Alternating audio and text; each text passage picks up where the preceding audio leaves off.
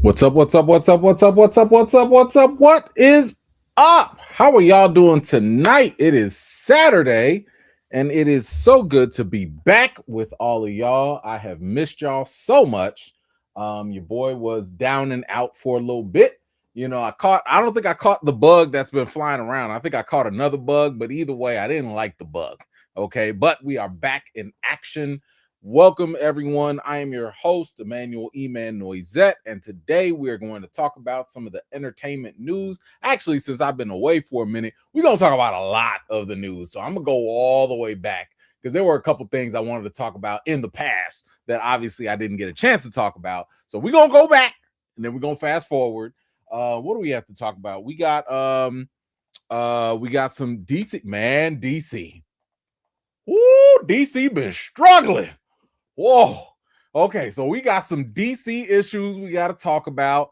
We got some Marvel things that we'll go through as well. We got some rumors and some updates with Marvel, and then I'll give you guys my review for Christopher Nolan's The Odyssey as well. So we got a lot of things to do. I know we got to get back into the groove of things. It's been a minute. From is finally over, but it's not over. Okay, because I know we got some new people here. Yes, I have right now 2 of 3 theory videos completed. So I got 2 of them done, but they're kind of connected. So I need to actually get the 3rd one done before I can drop all of them. So just for the people that are here for first of all, this is not a From Live. Okay, just I don't want to get nobody's hopes up, but I will be releasing my full interview with Pega, aka Fatima, so you could stay tuned for that. I dropped a little snippet of it today, so I'll drop the full one probably by tomorrow, and then after that, I got some theory videos for y'all. I don't think anyone has talked about these, so these are fresh, these are unique, hopefully, and I think you guys will enjoy those as they come out. So I have those coming up for you. Okay, but as we normally do, let's go through and see who made it out. Give a couple quick shout outs. Dexter Reason, what is going on? Good to see you. Callow, appreciate you coming through. Come on through, Ms. Harper. Always a pleasure to have you. Quiet One, how you doing? Good to see you. Andrew, appreciate you. We got the Mod Squad, Kristen Pratt's here. Gothic Chick, good to see you again. Thank you so much. Tracy, good to see you as well. Come on through. Zia, always a pleasure. Thank you so much. Treese, how you doing? Deshaun, what is up? CJ, how you doing, man? Good to see you. Regina, appreciate you coming through. My man Theo is here. What is up? Let's see. RK, hello. My man Mitch is back. Good to see you. Diane, hello, hello. Who else? Travis, what is up? Good to see you. Mel, how are you? Jay, good to see you. Appreciate you coming through. Who else? T, how are you? Sean, appreciate you coming through. My man Lou is back stronger every day. Love it, love it, love it. Good to see you. Who else? Queen, how are you? Good to see you. Tony, thank you so much for coming through. Gina, hello, hello. Mad, what is up? Chill Spot, it's been a minute. Good to see you. Intellectual Humor, good to see you as well. Thank you. What's up, Talented One? Appreciate you. Let's see. Glover, what is up? My man Mike is here. I'm glad you did make it. Ray, how are you? And shout out to everyone who has made it out tonight. Appreciate you. Oh, and my man, Dr. Halid S. Shout out to him as well. Thank you so much for making it. Y'all, we getting back into it. I cannot wait. I know it's been a minute, but we getting back into the rhythm. Let's see. Regina, what you got? So good to catch a live. Missed you. I missed you all right back. Thank you so much. Really, really appreciate it. So, all right, we got a couple of things we got to go through first. Man, how can I put this? I'll just make this a collective one. Unfortunately, we lost a couple folks over the last couple of weeks. So, we got to get through these. Who do we have here? Man, Sam Neill. Sam Neill passed away at age 78. I don't know about y'all, but he's always going to be the Jurassic Park doctor for me. I mean, Sam Neill's been iconic in that role. I recently saw him in what was that TV series? It was a TV series on Netflix or something. But either way, I mean, this man is definitely going to go down in history as one of those solid actors. And I am absolutely heartbroken that he has passed away. And the thing that sucks, oh, he was in Merlin too, yes. But I think the thing that kind of hurts even more is that he before his passing, he had just announced, I want to say like weeks before, that he was cancer free. So he was fighting cancer all this time, finally got over it, and ends up passing away. So rest in peace to Sam Neill. Untamed. Thank you, Kristen. Yes, that was the show. I had like just randomly watched that too. It was all right. It was a decent little show. Nothing great, nothing bad, but rest in peace to him. And another one that we lost, and this one kind of hurt because I kind of grew up watching him, was Hal Williams. I knew him from 227. I guess he was on Sanford and Son. I watched Sanford and Son, but I don't remember him from that. But I definitely remembered him from 227. He died at the rightful age of 91. 91, man. So shout out to Hal Williams. Definitely going to be missed as well. But man, like people just they going, man. Now we can go into some quick updates now. This isn't thankfully it's not the worst news, but it is unfortunately a little bit of sad news. And we have Danny Glover, who has revealed that he has been diagnosed with Alzheimer's. He says, I can live with it in a sense. I'm sure as it advances, things are going to be different and changing. This is heartbreaking. I personally, next to cancer, Alzheimer's has to be like the next disease that I just do not like. I hate it. It's terrible. I mean, to have your mind deteriorate has got to be one of the most crushing things for any human being. So, I feel for him. I know that he does have some help around him. He's got family and friends and so on. So, hopefully, he makes it. He works through this. Hopefully, he works through this. All right, we got through some of the more negative stuff. All right, speaking actually of a little positive, if y'all remember, we was talking about this when Stranger Things was coming out. David Arbor and Millie Bobby Brown, apparently they was having some friction, some beef. She actually filed a whole complaint against him for, I don't know, bullying or something. It was crazy. It was some weird stuff.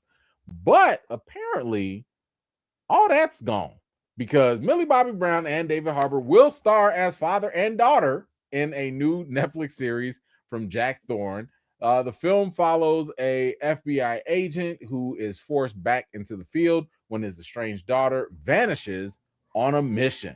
Okay, listen, I guess what up? Look, they made peace, they made amends, all is forgiven, they've moved on. There's no bigger indication of that than, hey, let's go make a movie together again. Let's run it back. So I guess whatever beef that they had, whatever issues are settled, I'm happy to hear it.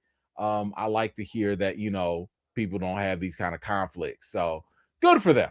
Good for them. Next up in the movie world, I don't know how many of y'all were fans of this movie or not. Harold and Kumar are making a part 4 that filming will begin soon. John Cho and Cal Penn are set to return. My only question is, why? I remember the first Harold and Kumar. I thought it was funny. When it came out, I thought it was funny. I enjoyed it, had a good time with it. I don't remember that there was a second one. I think I kind of remember it existed. I didn't even know they made a part 3. When did they make a part 3? Because did y'all see part 3? The fact that y'all jumping to 4, like, who asked for a part 4? And hopefully, is this going straight to streaming? Because I don't see this making a whole lot of money. I just don't. I don't know.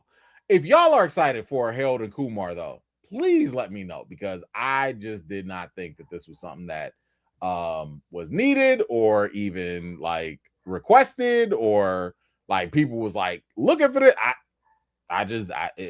Okay, I guess, hold on, let me move that around. Okay, bam, got that. Can fix. I love that I can fix things now with the layout. But yeah, okay, y'all let me know if y'all gonna go watch that Harold and Kumar. Another little beef that was going down was Tom Hardy supposedly was kicked off of season 3 of Mobland. I don't watch Mobland, but apparently there was some issues going on. He was having some, I don't know, arguments or whatever with like maybe the director or producers or whatever. So he was out of there. Well, looks like we're in the time of reconciliation because he's back. He will return for Mobland season 3. Something tells me that they realize, hey, maybe you don't want to get rid of your name brand actor. I haven't heard of Mobland. I haven't watched it, but let's not act like Tom Hardy is still not some sort of a name, and he is recognizable. So, like, why would you get rid of him? So, yeah, whatever. Looks like all is forgiven as well, and they've moved on. They're doing fine. If you're a Mobland fan, I guess you're happy about this. So good for that. Let's talk about The Rock. The Rock has got a new movie coming out. Now, first of all, The Rock is currently out in Moana, but we'll talk about that in a second. Let's talk about his new movie. His new movie, he will star in Freebird, a new film directed by Greg Quidar, whatever. And the film follows a Las Vegas motorcycle stuntman who conceals his dementia diagnosis from everyone as he risks doing one last jump.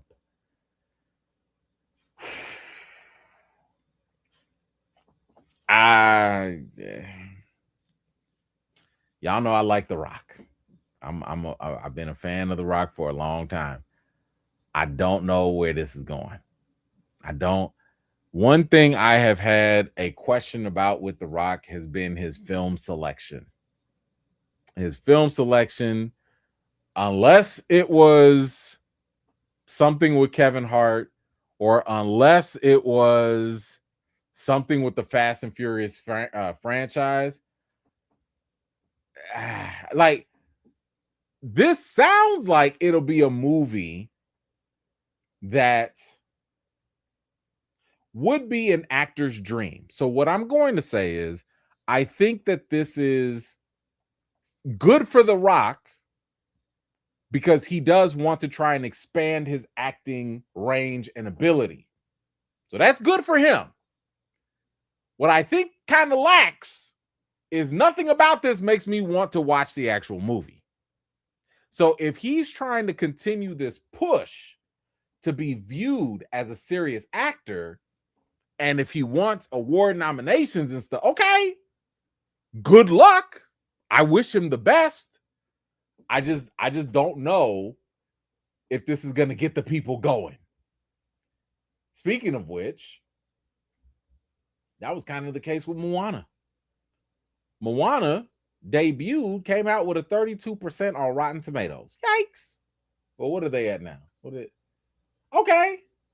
They had 31%. Yikes. I did not go see Moana. My wife went to go see Moana with our kids. My kids said they loved it, but, they're not hard to please. And don't be fooled by this 90%. I've told y'all this before. Just because the percentage up there says, 90% of people, fans, really love this movie. No. Do not be fooled by that at all. Because if we go and look at the other animated Moana, it's at 89%, but with 50,000, okay? 50,000 people. What did the other Moana have?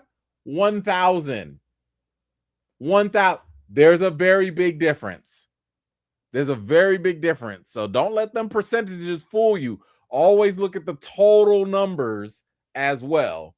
But looks like people wasn't feeling Moana. Ugh. Yeah, listen, if there was ever a case to be made about the fall of the movie star, The Rock might be part of that story. I'm not gonna say he the main one, but I'm just saying he might be part of that story. This hurt my heart. Only because it's related. Xbox is considering canceling Blade and shutting down the studio Arcane. The game is currently eyeing to release in late 2027 after going over budget. Like, why can't Blade just catch a break? Why? Like, even the games? Why? Just like, and I blame Marvel. I have to blame Marvel for this because something tells me that if we had a Blade movie by now, the rejuvenation in the character would have been through the roof. We already saw just putting Wesley Snipes out there as Blade got the people going, in just a cameo. So if you would have had the Mahershala Ali, if y'all would have stopped trying to overthink things, stop trying to make Blade this big, perfect Black Panther one. No, we don't need it to be that. Just the fact that you have Blade in itself, the fact that you have a quality actor, the fact that it does not require all the super bells and whistles. I'm not saying go lazy with it, but you don't have to make it a $200 million movie with the multiverse and time travel and all. You don't have to do all of that. Just have Blade be Blade. And that would have made you all the money you needed right there. And stuff like this wouldn't have happened. Oh, just breaks my heart.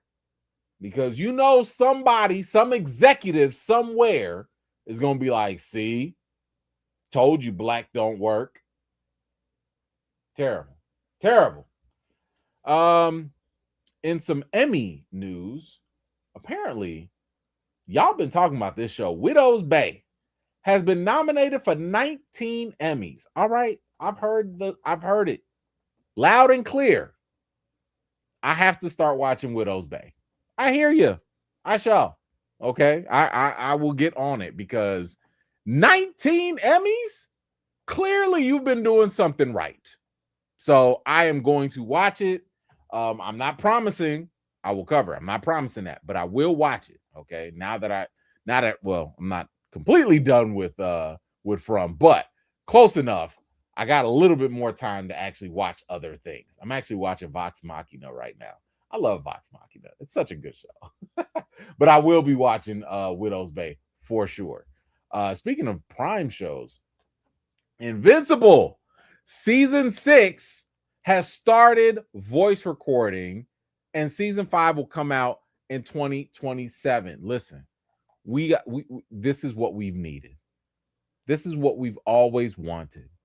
We've wanted this show to not take 2-3 year breaks in between and come and go. Now this show is moving.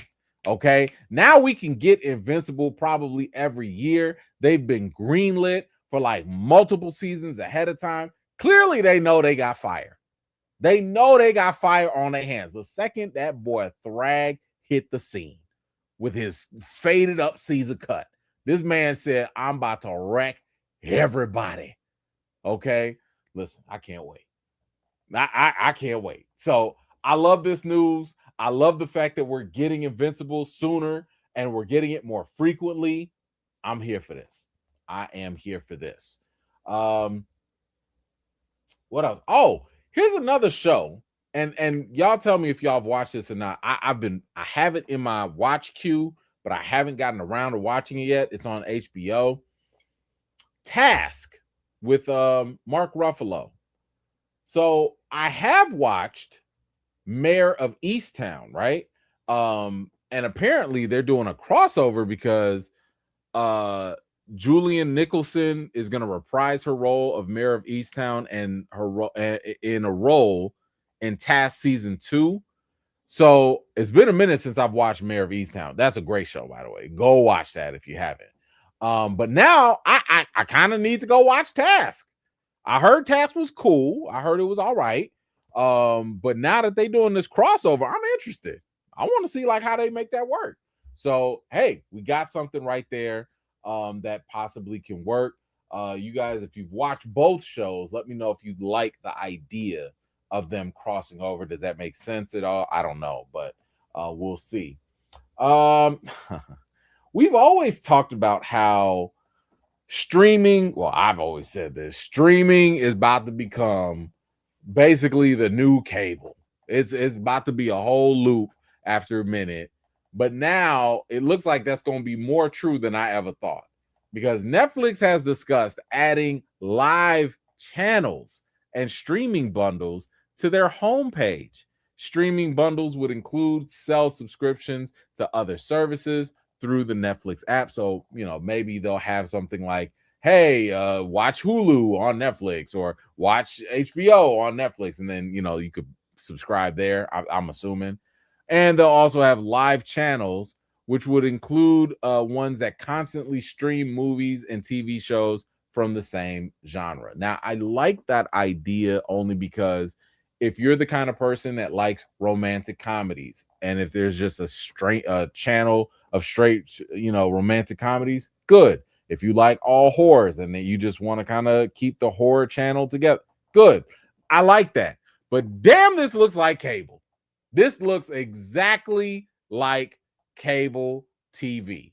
Okay, so like Netflix is like, listen, first y'all put Blockbuster out of business. Now y'all said, what cable? We are cable. We are all TV and entertainment. Like the only thing missing now is just having live television, which they kind of have. They've had live sports and stuff. We are going backwards. They are going to go backwards. Sooner or later, we're going to go right back to whatever cable used to be. Netflix, Amazon, that's what they are going to be now. Okay, that's exactly where we're going. So, we'll see. Speaking of streaming, the streaming wars continue because Disney was like, hold on. I want to play too. Because Disney is exploring a free version of Disney Plus. Only a select amount of movies and TV shows would be available on this version of the service. All right, a couple things. One, if you're talking about making a free service, we already know what that means. That means y'all about to put all the ads back on this. You know what that's called? Cable. It's called cable television with commercials. Okay, for some of y'all youngsters out there, those ads were just commercials, and they used to come on the free TV that we used to watch all the time. So Disney's like, hey, we got a bright idea. Let's just put on TV shows, not all of them, just some of them. We're going to put some ads in between. We're not going to call them commercials. And we're just going to put that out there. Okay. All right. Like, what are we doing? And you know what's even more messed up about this? I was watching X-Men, and maybe we'll talk about that later. But I was watching X-Men 97. And after I got done watching the episode, I sat there and I started scrolling through my Disney Plus. And I was sitting here like, seen it, don't care, seen it, don't care, seen it, not gonna go watch this, seen it. I've never been so turned off from a big streaming platform. Now, we're not talking about Tubi or whatever. I'm talking about like a big old platform like HBO, Prime, at least those other ones, I could be like, all right, yeah, I got to get back to this. All right, I'm going to add this to my queue. All right, I'm going to go watch this later. I get on Disney Plus, nothing. I've seen all the Marvel stuff. I've seen all the animated stuff. At least when I was growing up, I seen them. You know, I don't need to rewatch Darkwing Duck. I seen that already. Like, I'm sitting here like, yo, Disney, y'all ain't got nothing. And that's after y'all bought Fox and y'all added all this other stuff. I done seen all the Fox stuff. Damn, that's messed up. That I just felt so messed up. Like, at this point, I only keep it for the kids. My kids like their little cartoons and stuff. I don't know why, but my daughter is like, my middle kid is obsessed with Dance Moms or whatever. Like, what? I don't know. Whatever. It's beyond me. Anyway, speaking of the streaming channels, now this is a little, I don't know how I feel about this. Because apparently Netflix, Paramount, Sony, and Versant have all had early talks about potentially buying Letterboxd.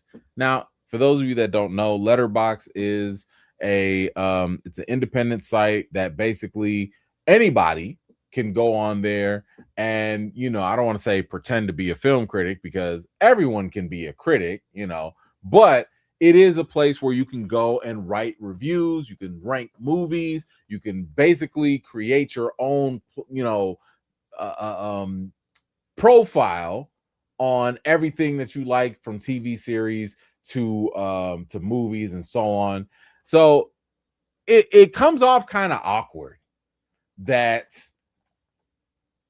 a movie studio would want to even be in charge of a platform that's supposed to be for objective, independent thought about movies. Like, that's like, Warner Brothers saying we gonna buy Rotten Tomatoes. Like, no, that's you can't mix the worlds. What are y'all gonna start doing? Are y'all gonna start, promoting people that let's say Netflix buys it? So everyone that loves Netflix, you're gonna promote their page, but then everyone who don't like Stranger Things, you're gonna demonetize them or whatever. Like, what are you doing? I don't like this. I don't like none of this at all. This seems messy. It feels like a huge conflict of interest. I would hope that it does not ever get to the point where it's pay for play. I know a lot of people already have these false assumptions that most critics or whatever get paid for their reviews. I mean, most critics, that if you have integrity, you either do not get paid for your opinion, or because, you can still make some money.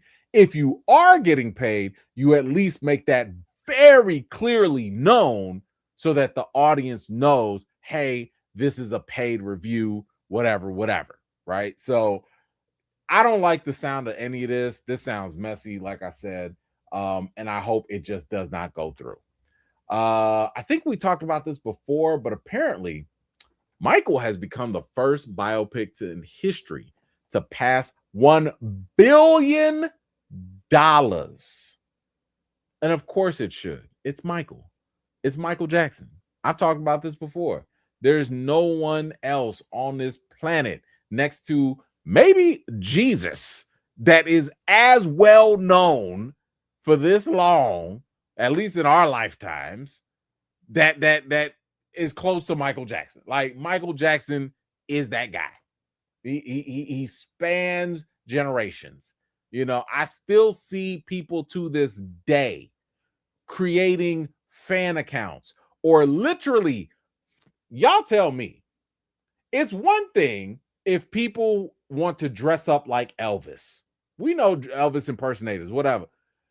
I don't know anybody who has more fans that have actually paid money to go and get cosmetic surgery to look like Michael Jackson.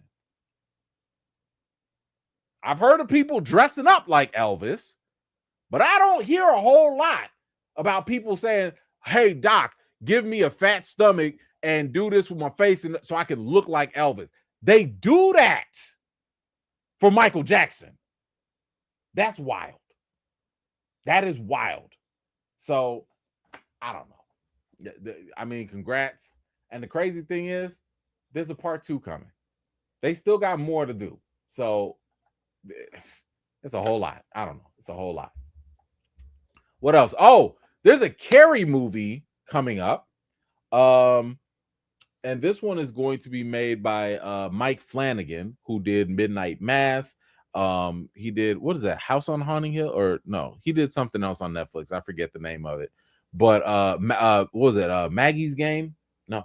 Damn, I'm forgetting all the names. But I like Midnight Mass. And I like Mike Flanagan and his work. Dude is phenomenal. He's doing this Carrie series, and I have been excited to see what he's going to do with it. And it says here we got some details on the series. It is set in the modern day. Okay, that's cool.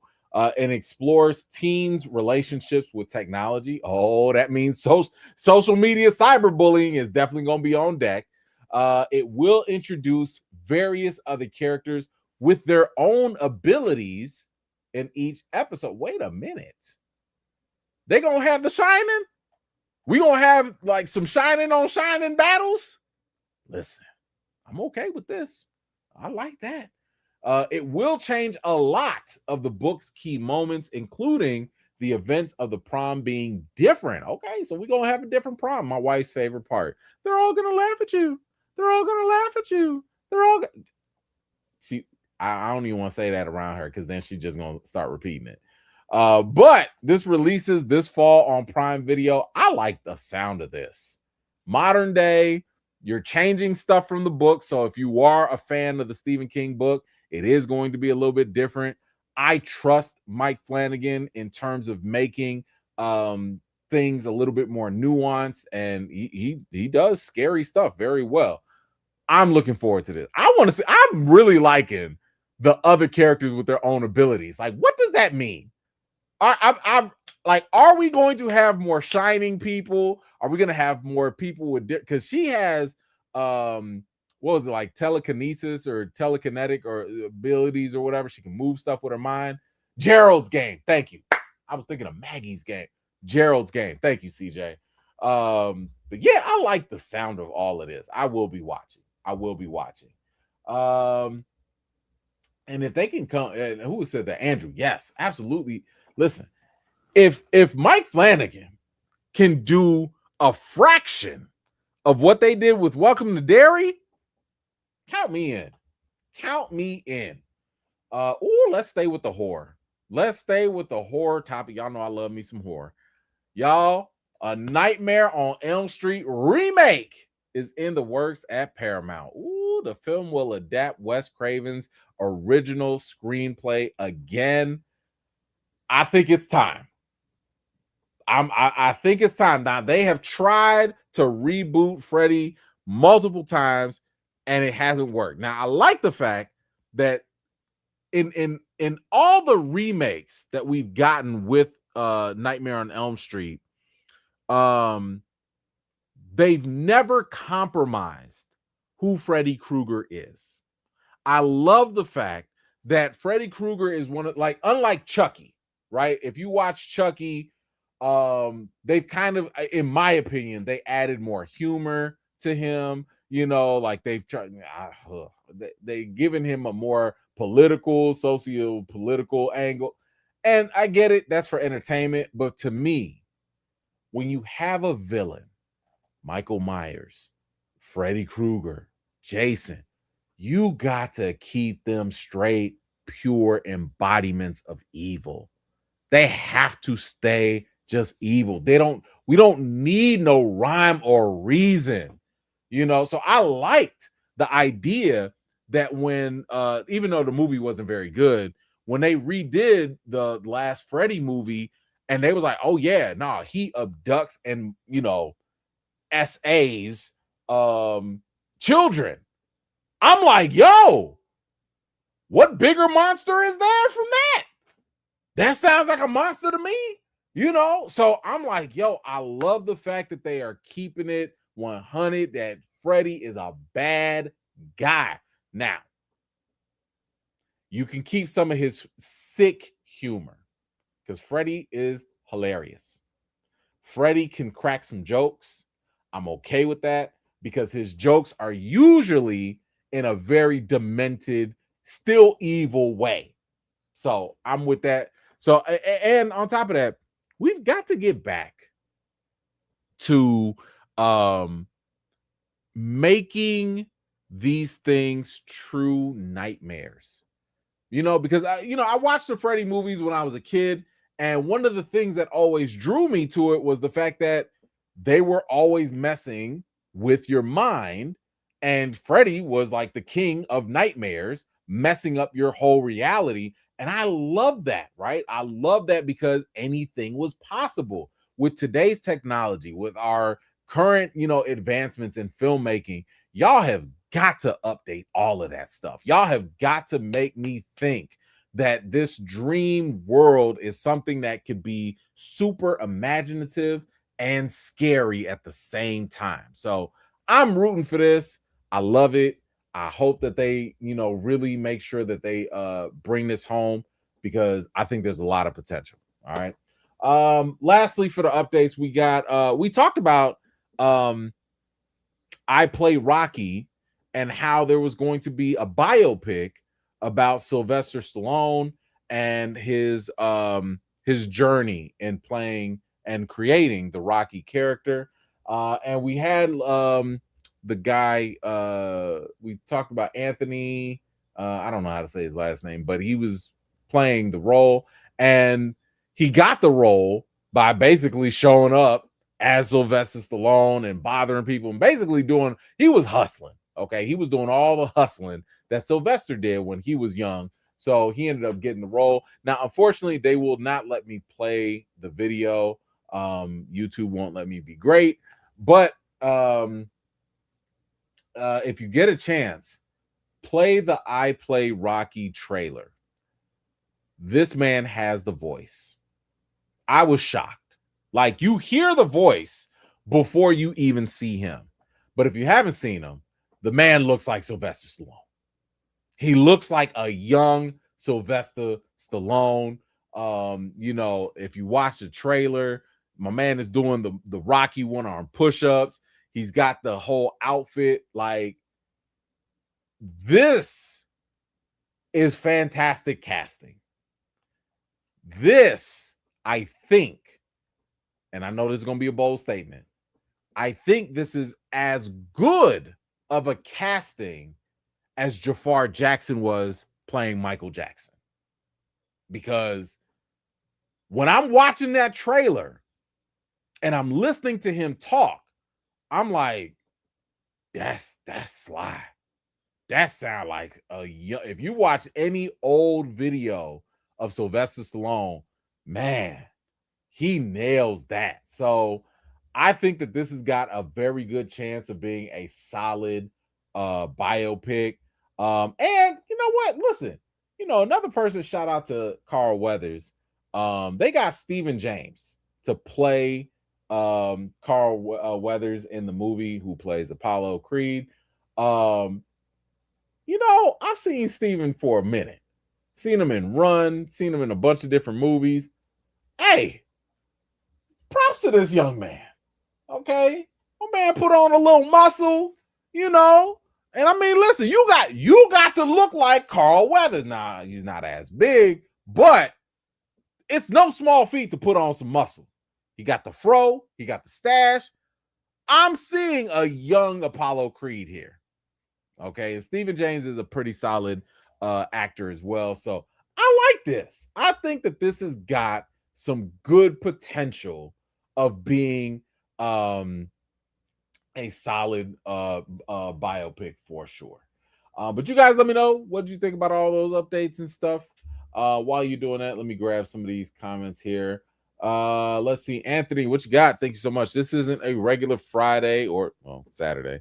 On July 18th, 2008, Dark Knight was released. It's been 18 years. What are some of your favorite movies from that time? I can tell you that movie was one of the first movies I ever wrote a review about on social media.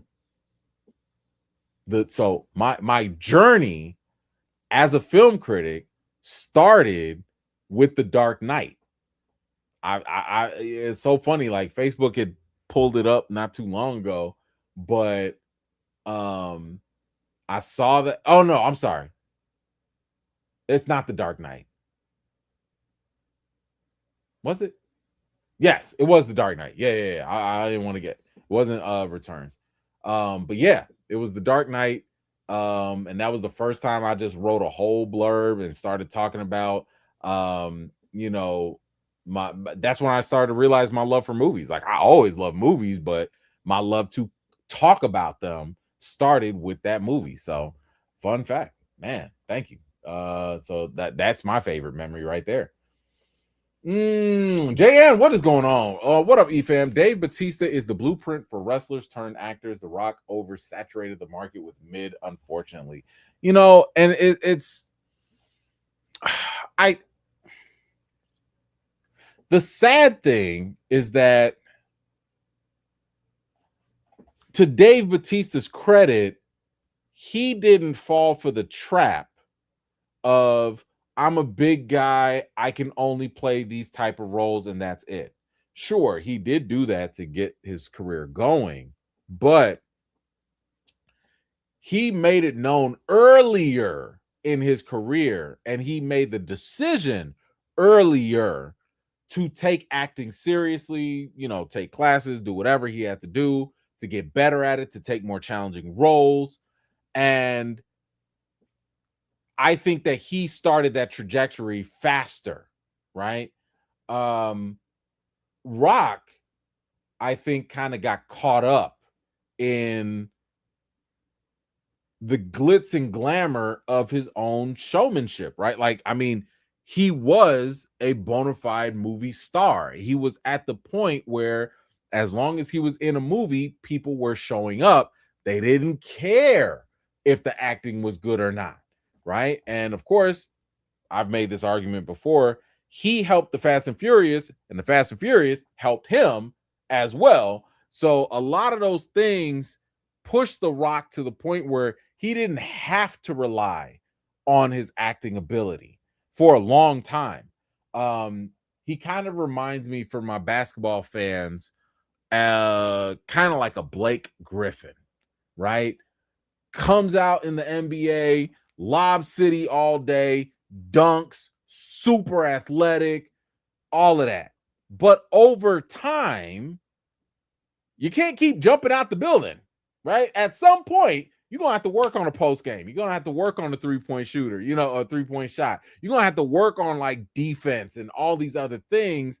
And when your natural born ability goes away, it chips at your actual ability to play the game. And I think it's the same thing with actors. After so long, when you get over the younger years, like let's just say you get over on your looks. Well, if you don't have the same looks because you've gotten older, or let's say you're not the big muscly guy because again, you're getting older, now you're going to have to rely on actual talent.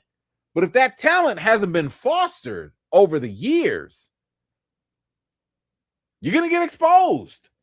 And I think that, I give Rock credit in terms of him trying these roles. It's just that I think it would have benefited him more had he done more serious roles earlier in his career, because it takes time to develop. It takes time to learn. It takes time. I mean, look at John Cena. John Cena was horrendous as an actor when he first came, and he will tell you the same thing too. But over time, he started to learn, all right, this is what I can do well. This is what I might not be able to do. He started, focusing a little bit more on the craft, and he's getting better, right? He's getting a whole lot better compared to when he first came in. So yeah, The Rock did kind of flood the market. I can't blame him though. Like, people were showing up. If y'all show up, why would he stop? No one gave him a reason not to show, not to keep going. So anyway, Mambo, thank you so much. Blade needs to be good, but that didn't stop Marvel from making Secret Invasion, The Marvels, Thor 4, The Eternals, Brave New World, etc. Yes. Now, I would argue that a lot of those properties, each of them, had individual issues as well, Secret Invasion should have been a phase in the MCU and not a little TV series. The Marvels probably shouldn't have been made. Like, probably not. Thor 4, just terrible. Just terrible. The Eternals, man, that was you know what? I will give them props for trying something new, but they did not realize that the audience that they cultivated, they didn't realize who they were talking to.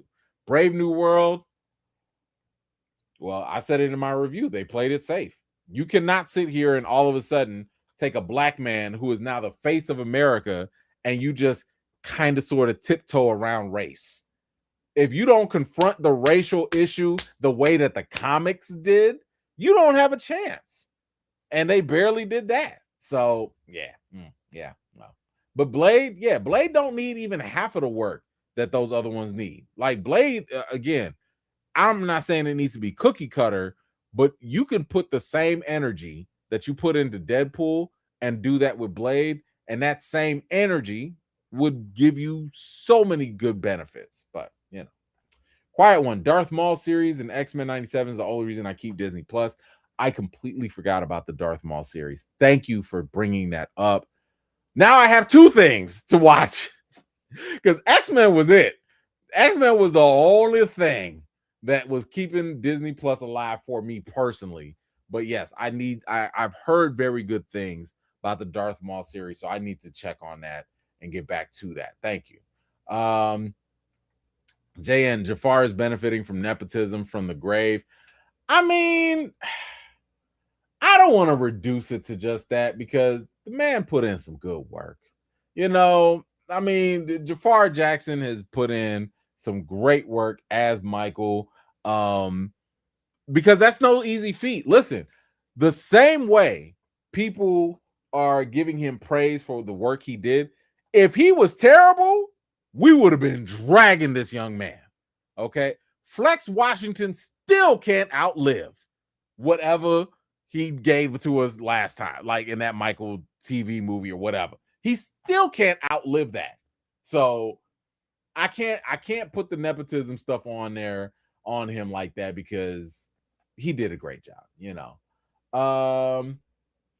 WB actually has 25% minority ownership stock in Rotten Tomatoes. Interesting. I did not know that. Well, now I'm curious about who the rest are. Like, who are the other owners then? Yeah. Anyway. But thank you for that. Natalie, have we talked about Christopher Javante Nolan yet? The Odyssey. No, we're gonna keep that. That's gonna be towards the end. But you right on time. What do we have? You know, I was gonna talk about this last time I was on. But it was in the middle of From, and we had a bunch of new people, and I didn't want to scare nobody away. So I think we're in the clear. I think all the From people, the masses, not all of them, but most of them, the expectations should be down now. And now we can get back to talking about things, you know, and keeping it funky. Okay. Because if you've been here with me for a minute, you already know we're going to talk about a lot of things. Okay. So one of those things is going to be Jonathan Majors. Not going to go through the whole history, but as you know, Jonathan Majors had his whole trial situation. He was found guilty on these third degree, minor things or whatever. But he has still been trying to make his comeback. And this is one of the films that he was using to be part of his comeback. And this is after so many companies, so many partnerships, so many managers, all these other people left him. This is going to be one of the films that are going to be part of his comeback tour. Now, we did bring up the fact that it was a little shaky. It was a little suspect that one of the major producers or studios behind this was the Daily Wire. If you don't know, the Daily Wire is a right-wing conservative platform or company. So, the question was kind of like, all right, man, like I know you need a job. I know you need some work, right? But the Daily Wire, like this is the job that you signed up for. Okay. Now, kind of wanted to be open-minded about it. They won't let me play the trailer because there is a trailer for this movie if you want to see it. But we do have a description of what this movie is about. Did I not highlight it? Hold on. Let me highlight it for you.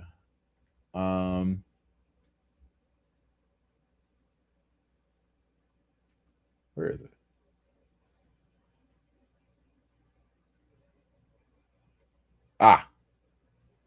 Oh wait, hold on. Let's see if I can get it here. I thought I highlighted. Oh, there it is. All right. It was above that. All right. So here's the description of the movie.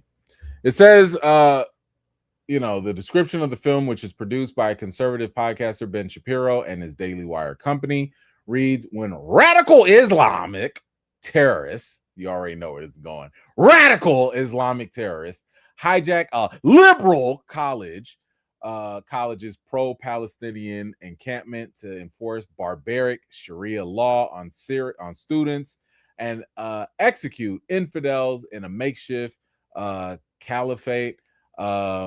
A ragtag band of red-blooded students, a security guard tired of Uncle Tom smears, and a Delta Force vet must arm up to save their clueless peers and keep America from surrendering to the enemy on its own soil. Oh my God.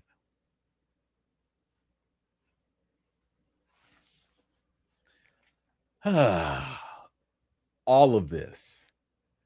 Listen, I'm the kind of person that when it comes to politics and stuff, I like to listen to multiple outlets. I don't like to listen to just left-wing news or just right-wing news, or I like to listen to all different sides, because when you have that advantage, because the media outlet has become so hyper partisan nowadays, it's easy to get stuck into a funnel, right? If you listen to all left-wing stuff, you're going to miss out on what the right-wing people are talking about, and vice versa. But because I've been able to listen to both of these, I've also been able to pick up on certain cues. And all of this stuff right here sounds like red dripping meat if you're a right-wing, far right-wing conservative person. Like I said, radical Islamic terrorists, pro-Palestinian encampments, barbaric Sharia law. What else they say? Red-blooded students. I can tell you right now, red-blooded students, I can guarantee that these will look like only a certain specific gender and race. They will be that's I will bet money that that's the way they look. Red-blooded. And a security guard tired of Uncle Tom smears. First and foremost, why are they getting those Uncle Tom smears? So this movie is setting up this security guard as a potential hero because they're tired of these smears. But I got the feeling y'all not going to explore why they get the smears in the first place.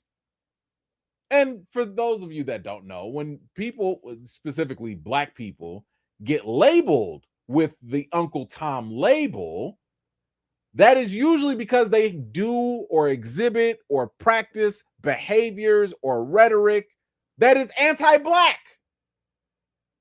So when they act anti-Black, they get called an Uncle Tom.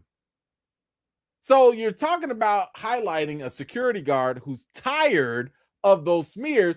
To me, I'm like, maybe he needs some more. I don't care if he's tired of them. I'm tired of people acting anti-Black. How about that? But they don't want to do that. Anyway, you know, I guess my question for Jonathan Majors is like, sir, I know you needed work.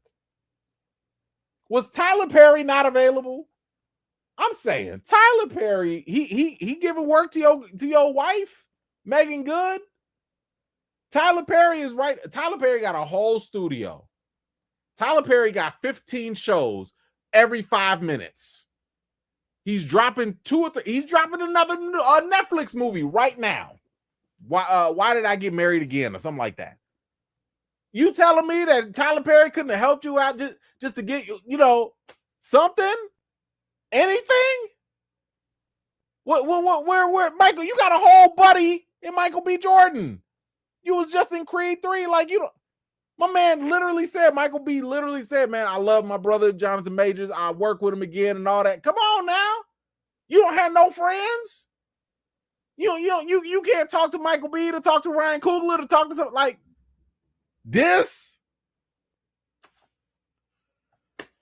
Whoo, listen. Whoever enjoys this kind of stuff, have at it. But I can tell you right now, this is only going to appeal to a very selective group of individuals who have a very specific political view. And here's the other problem. The Daily Wire ain't really known for making great movies. This ain't their first time. They've made other movies. They've made stuff with Gina Carano, which I'm sure you've never heard of. The movies that she's been in with them. So it's kind of like, bro, if you're going to try, I'd rather you just sit back. I'd rather you not work and just chill on the sideline. Go be a cheerleader for your beautiful wife, Megan Good, because she's still working. You don't have to say yes to everything. Just saying. But anyway, will you guys be watching this brand new movie from the Daily Wire? It's called Run, Hide, Fight, Infidels. Never mind the fact that this whole thing is probably going to try to paint Muslim and Islamic folks in a negative light. Never mind the fact that this feels like we're going all the way back to 9/11 all over again with the fear mongering of Muslims bad, anyone outside the U.S. is bad. They're going to come and get you. They're going to come and bomb you. Whew, man. Y'all let me know. Y'all gonna watch it? Y'all down for this? Let me know in the comments, I guess. Oof, Jonathan. My man, what are you doing? Oh man. Al, what is up? Yo, E-Man, I was just in your city for the past 2 days with my wife and had an amazing time. All right now. I meant to ask you for some spots before we came out. Oh man, you missed out. Like I would have told you about Virtue. That is good old eating right there. But if you want something a little low budget, that is a little bit on the high end. If you want something a little low budget, you got to go to Portillo's, get you an Italian beef, get you the chocolate cake and the chocolate cake shake. I apologize for the calorie burst right there. You got to go to Harold's, probably the one on Dan Ryan, right off the expressway in 87th. Do not go to any Harold's further up north. They don't cook like us. Don't do this. Don't do that to yourself. If it's your first time in Chicago, you can try Giordano's, do the little deep dish, but I'm telling you right now, that's for the tourists. Okay. Chicagoans, don't even come at me for this, but let's be honest, we don't even go to Giordano's like that. We go to Giordano's when our friends and family are coming in from out of town and we like, hey, let's go to Giordano's. Because outside of that, you going to Illuminati's, you going to Aurelio's, you going to Italian Fiesta, and my personal favorite, you going to Beggar's Pizza.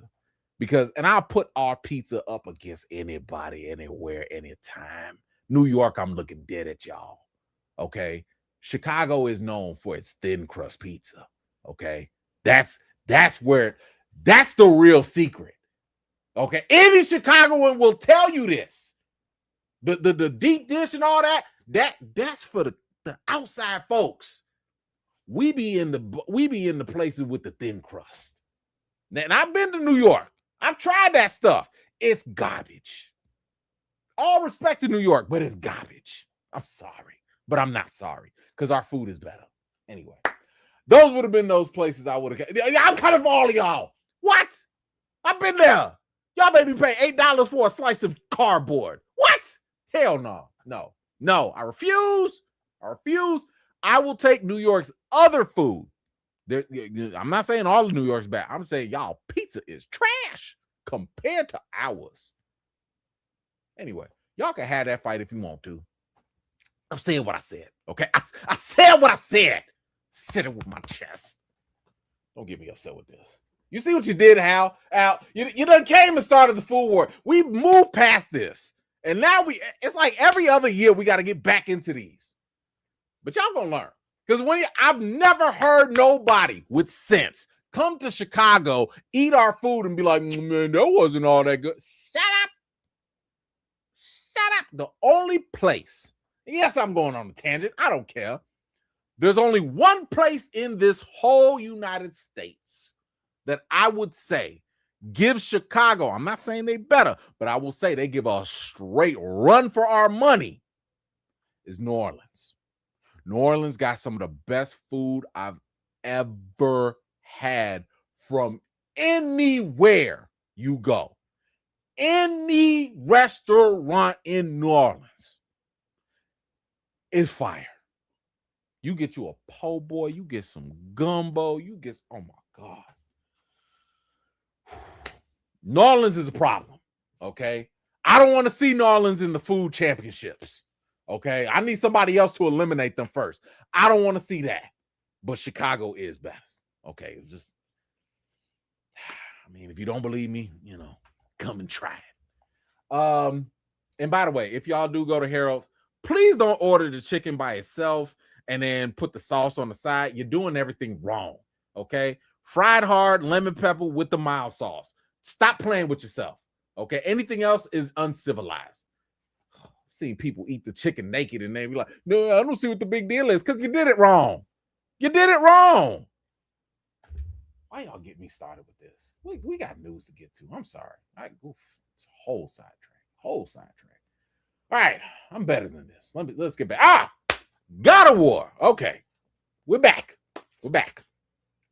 God of War is coming to Amazon Prime, and we finally got the actors cast. The cast looks amazing. Like the casting for God of War definitely looks like they're doing a good job. Now, some people was getting on my boy Kratos.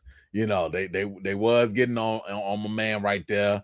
That was like the first image we got, and it was getting a little suspect.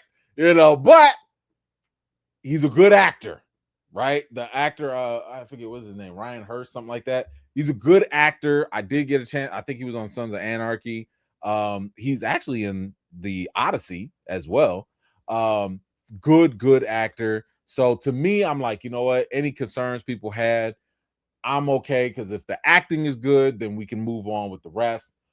But unfortunately, we got some bad news because they're going to have to get a new actor to play Kratos because the lead has a injury.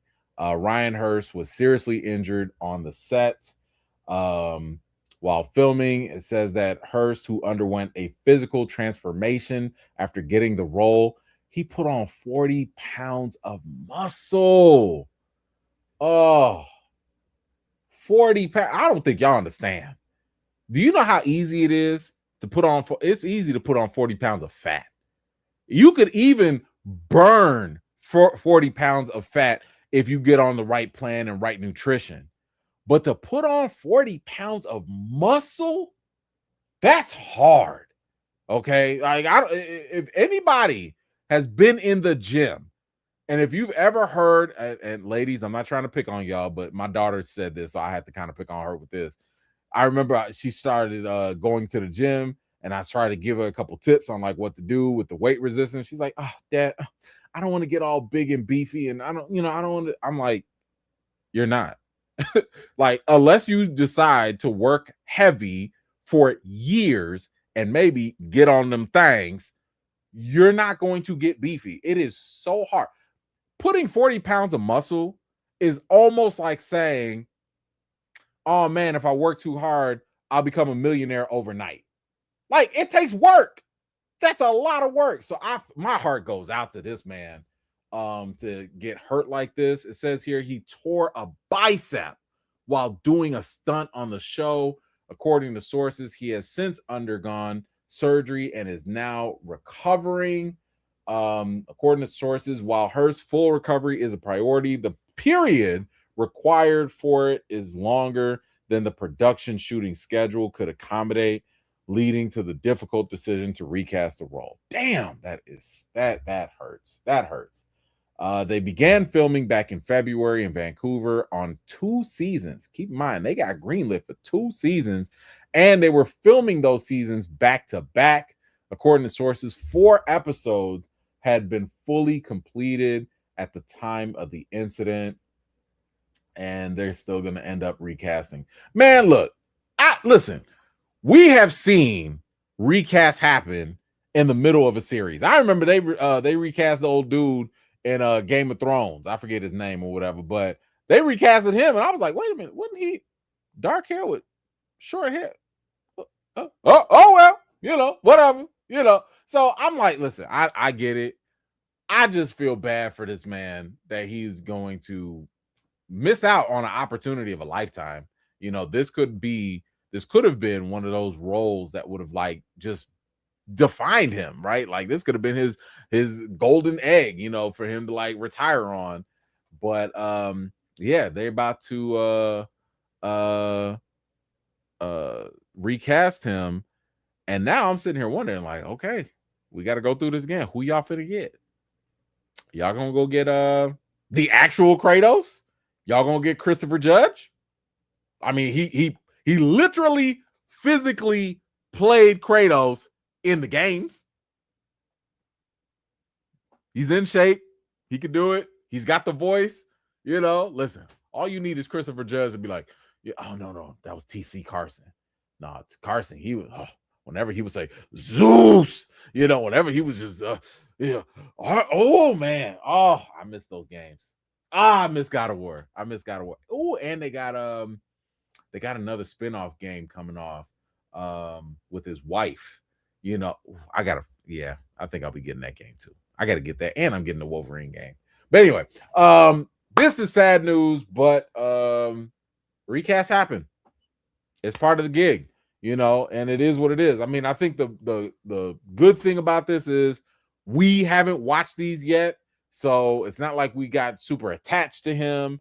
So it sucks. They're gonna have to reshoot. They're gonna have to redo it. Now, the only thing that also sucks is they got a little kid that's playing the role.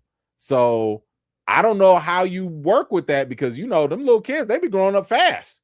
So it's kind of like, do you just start all over? Do you do it again? Like, what do you? I don't know. But anyway, what do y'all think about the God of War news? Do you like the idea that they're going to recast? Are you kind of sad about it? Whatever you think, let me know in the comments down below. Here we go. See, I knew I shouldn't have talked about this. I knew I shouldn't have done this. JN Nolan's number 1. H-Town is number 2. Chicago is 3. Hell to the no. Hell no. I haven't even been to Houston, and I could tell you hell to the no. Matter of fact, I don't have a problem with Houston being number 3, because Texas barbecue, y'all got that. Okay, y'all got that. But nah. And I can't just give New Orleans the number 1. And here's why. I cannot give them the number 1. Why are we doing this? Y'all, these side missions. The reason why I cannot give New Orleans number 1 is because New Orleans is very specific in that Southern cultural cooking. Their cuisine is so identifiable. It is so delicious. New Orleans is Steph Curry. They can shoot the lights out from anywhere. One of the best shooters of all time. Chicago is Michael Jordan. Okay. We have foods from all different places.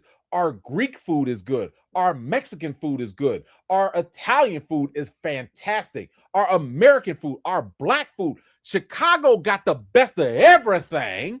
We could play offense and defense. Okay. And that's what I'm saying. Like, Chicago kind of got an advantage because anything y'all can do, we can, if not do it, we can maybe do it better.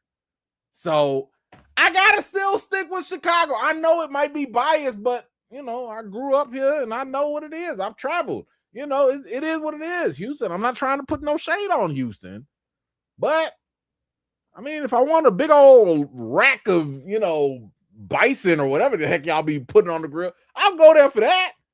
But if I want variety and taste, it's Chicago. It is. You know. So anyway, thank you for that, JM. Appreciate you. Mike, what you got? Well, y'all pizza ain't that great. I'm just why you got to do this? Wait, Mike, ain't you in Detroit? Where you from, Mike? Where? Remind me where you from, Mike? Because ain't no way. Ain't no way. I don't know what pizza you had. Name the pizza that you had, please.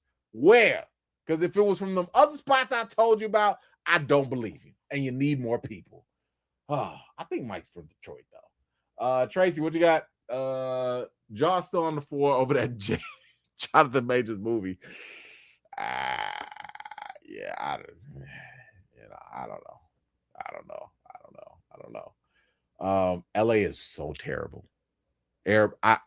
Whenever I have to go to LA and I have to get food, the Mexican food is good. Some of the Korean, Asian food, Thai food is good. Everything else is trash. LA tastes like whatever gentrification is on a plate. Like, if you were to take the idea of gentrification and put it on a plate, that's LA. No good. Terrible. Can't do it. No. Can't. Just will not.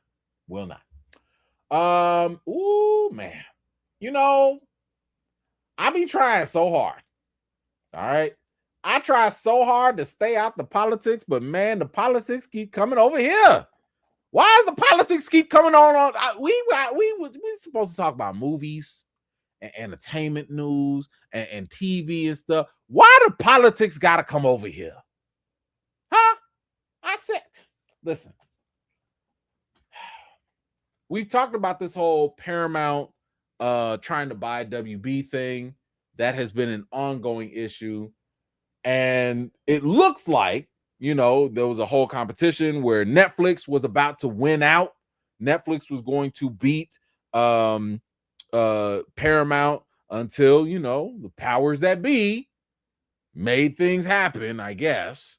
And Paramount ended up winning. And it's kind of like, all right, now Paramount's going to buy WB, but like everybody ain't happy about this. And when I talk about everybody's not happy about this, I mean a lot of everybody ain't happy about this. But got a couple of things here with this. First off, Paramount is now considering a relocation of all its operations from California if the state decides to sue to stop the WB takeover. So it's possible, right? It's possible that California is like, hey, we don't like this, right? Now, we've talked about this at length as why this is a potential problem. You know, I've already told y'all, I don't like the mixing of any political administration. I don't care if it's Democrat, Republican. I don't like none of them politicians or administrations dictating what type of entertainment we should be having. Or even worse, they should have zero business dictating or controlling the news networks that we get our news from. Okay? So no politics in news, no politics controlling media and entertainment. Okay? None of those should be mixing. But it looks like Paramount don't care about that. So Paramount's already thinking about moving. Well, of course they're going to think about moving because the pressure is on. 12 states, a coalition of 12 states have filed a lawsuit to block the WB Paramount merger. Those include Arizona, California, Colorado, Connecticut, Massachusetts, Minnesota, Nevada, New Jersey, New Mexico, New York, Oregon, and Washington. Golly. Man, if they added a couple more states, they could pass a whole amendment in the Constitution. Good God. Like, that's all these states ganging up on this one company, this one merger. That's got to tell you there's something wrong. That's got to tell you that there's something evil afoot. There's got to be some smoke there. If 12 states, not one, usually it'd be like one state. 12 states joined up to say, hey, we're going to jump them in the courts. Yikes. But that's not even all. That's just one of the lawsuits. Another one. The Writers Guild of America have now filed a lawsuit to block the Paramount and Warner Brothers merger. They say here, with fewer competitors, a merged Paramount WB entity would have both the incentive and ability to lower costs by suppressing writers' wages and reducing output. Woo-wee. Man. How you gonna have all these lawsuits against you? So you got the states, you got like what, a quarter of the whole United States coming at you, and then you got the Writers Guild coming at you. Oh, and by the way, and we'll get to this in a little bit, there's a third lawsuit too. The third lawsuit is from the shareholders of Paramount. Like, how you gonna get sued by your own shareholders? This is all they do. Man. Oh, y'all thought that was it? Nope. We got some more. Because there's another one. Where's DJ Cloud? Another one. A fourth lawsuit has been filed looking to block Paramount's bid to acquire WB, this time by shareholders who accuse David Ellison and his father of striking an illegal deal with President Trump for approval of the merger.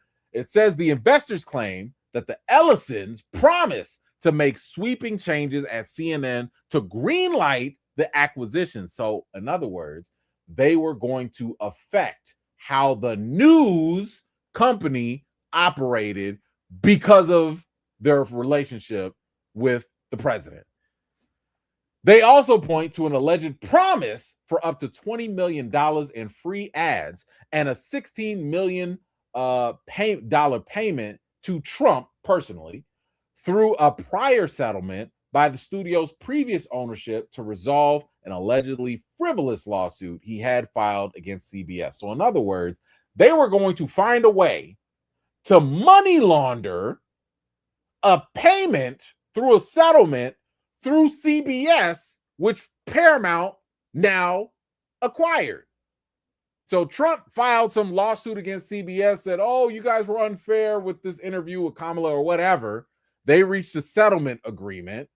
And now that Paramount and Skydance have merged, they, according to this claim anyway, were going to funnel an extra $20 million and $16 million directly to Trump.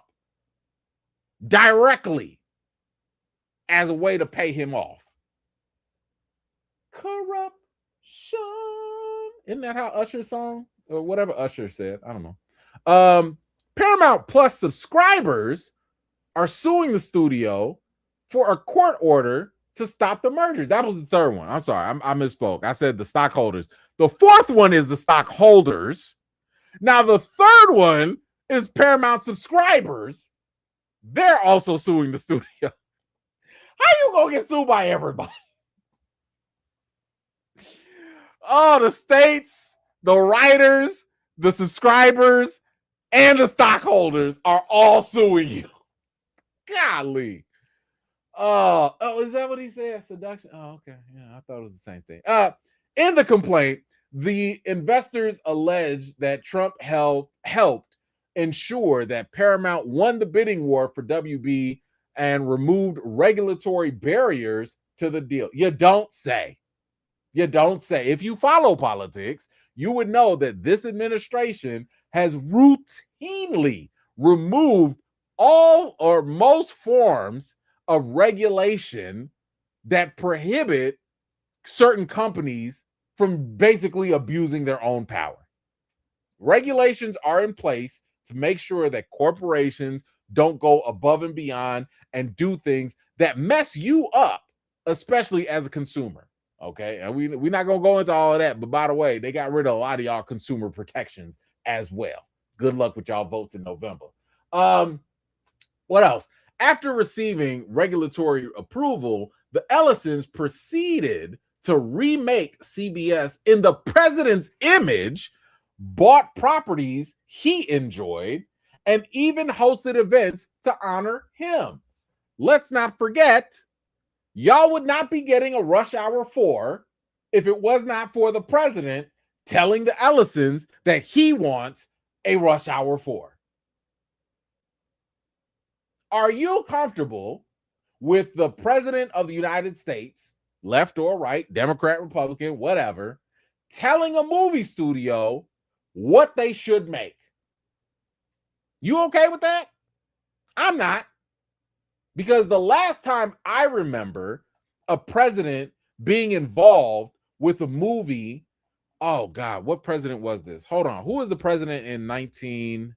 Hold on.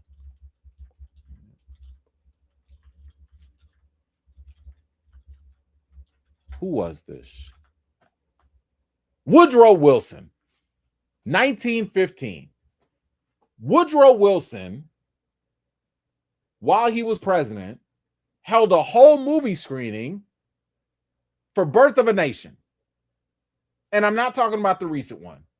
I'm talking about the same movie that inspired the creation of the KKK.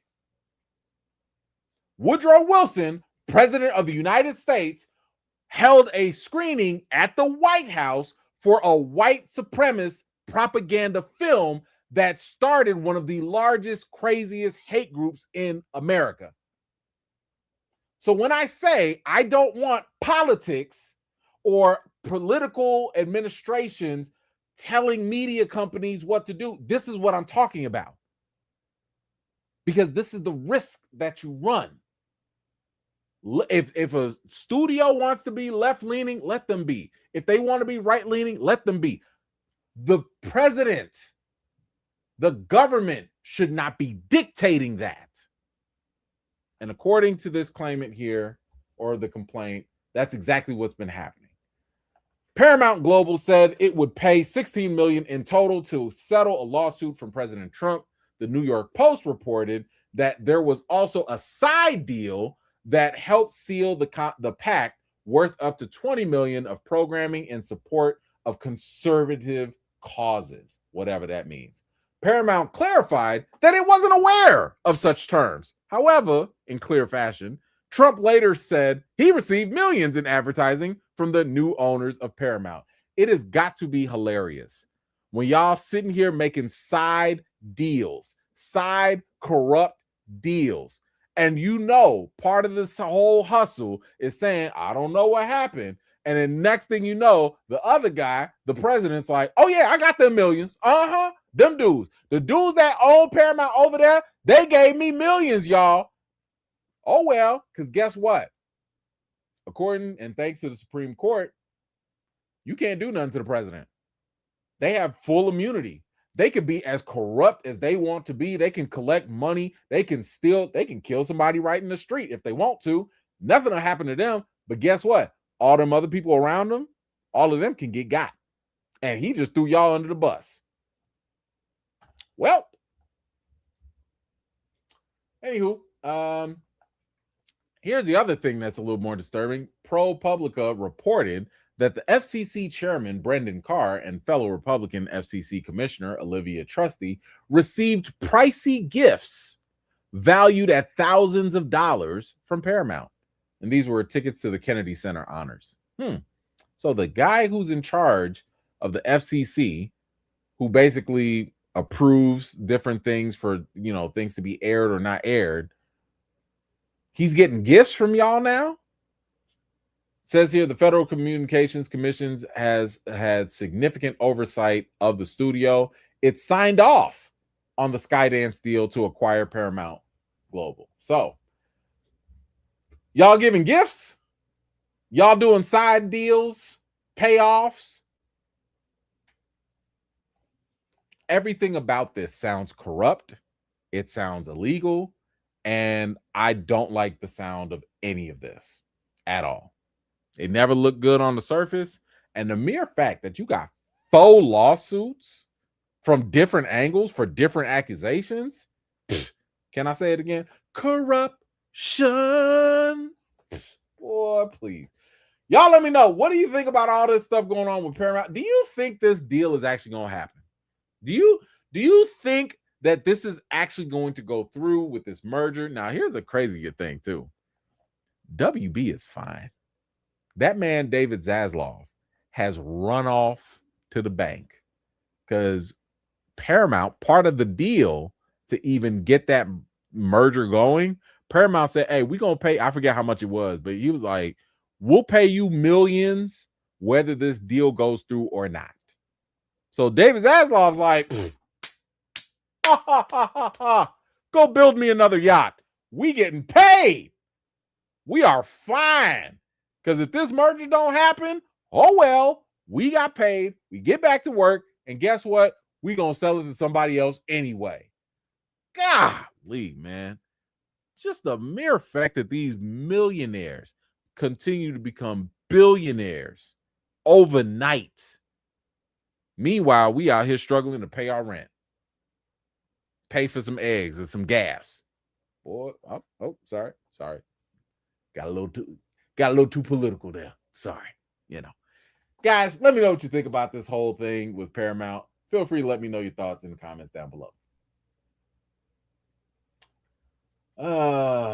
Did I make anyone mad? Did anybody leave? People left? I saw 2 people leave. That's okay.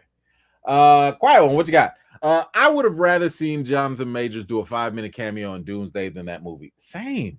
Like I'm a fan of Jonathan Majors. I'm rooting for him. To be honest, I'd rather this man go do a Tubi movie than whatever he's about to do now. That movie is not going to do him no favors, like at all. It's not going to repair his image. It's not. And let's be honest, that same conservative audience that's going to be watching that, they don't love Jonathan Majors. They're not going to like him. They're not finna support him. They're not finna show up for him. Almost, ooh, man. I got to go on another political channel. I'm sorry. Ooh, I almost say it's up. They're not going to like you, bro. They're going to toss you out. Just listen. Tokens get spent. Okay? Tokens get spent.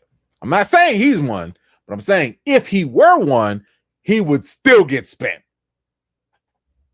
All right, let me move on. 60 plus from a New Orleans native. We will always be #1 in culture food. I will give y'all the culture foods. I acquiesce. You got it. I concede to that. We just got more. We just got more. Y'all are the pure shooter. We are the scorer and the defender and everything else in between. So I understand. Like I have longed to go back to New Orleans because I just want to go there literally just to eat.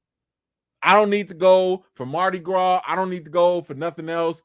I just want to go back just so that I can eat. Like it might actually be something I do with the wife. Like we just got to go there and just chill and eat. So, man, we really going into this. All right. H-Town does soul food, barbecue, Tex-Mex, Asian, West Indian seafood. Top tier. Make sure if you go, take the wife. Houston is treacherous. Yeah. Oh, listen.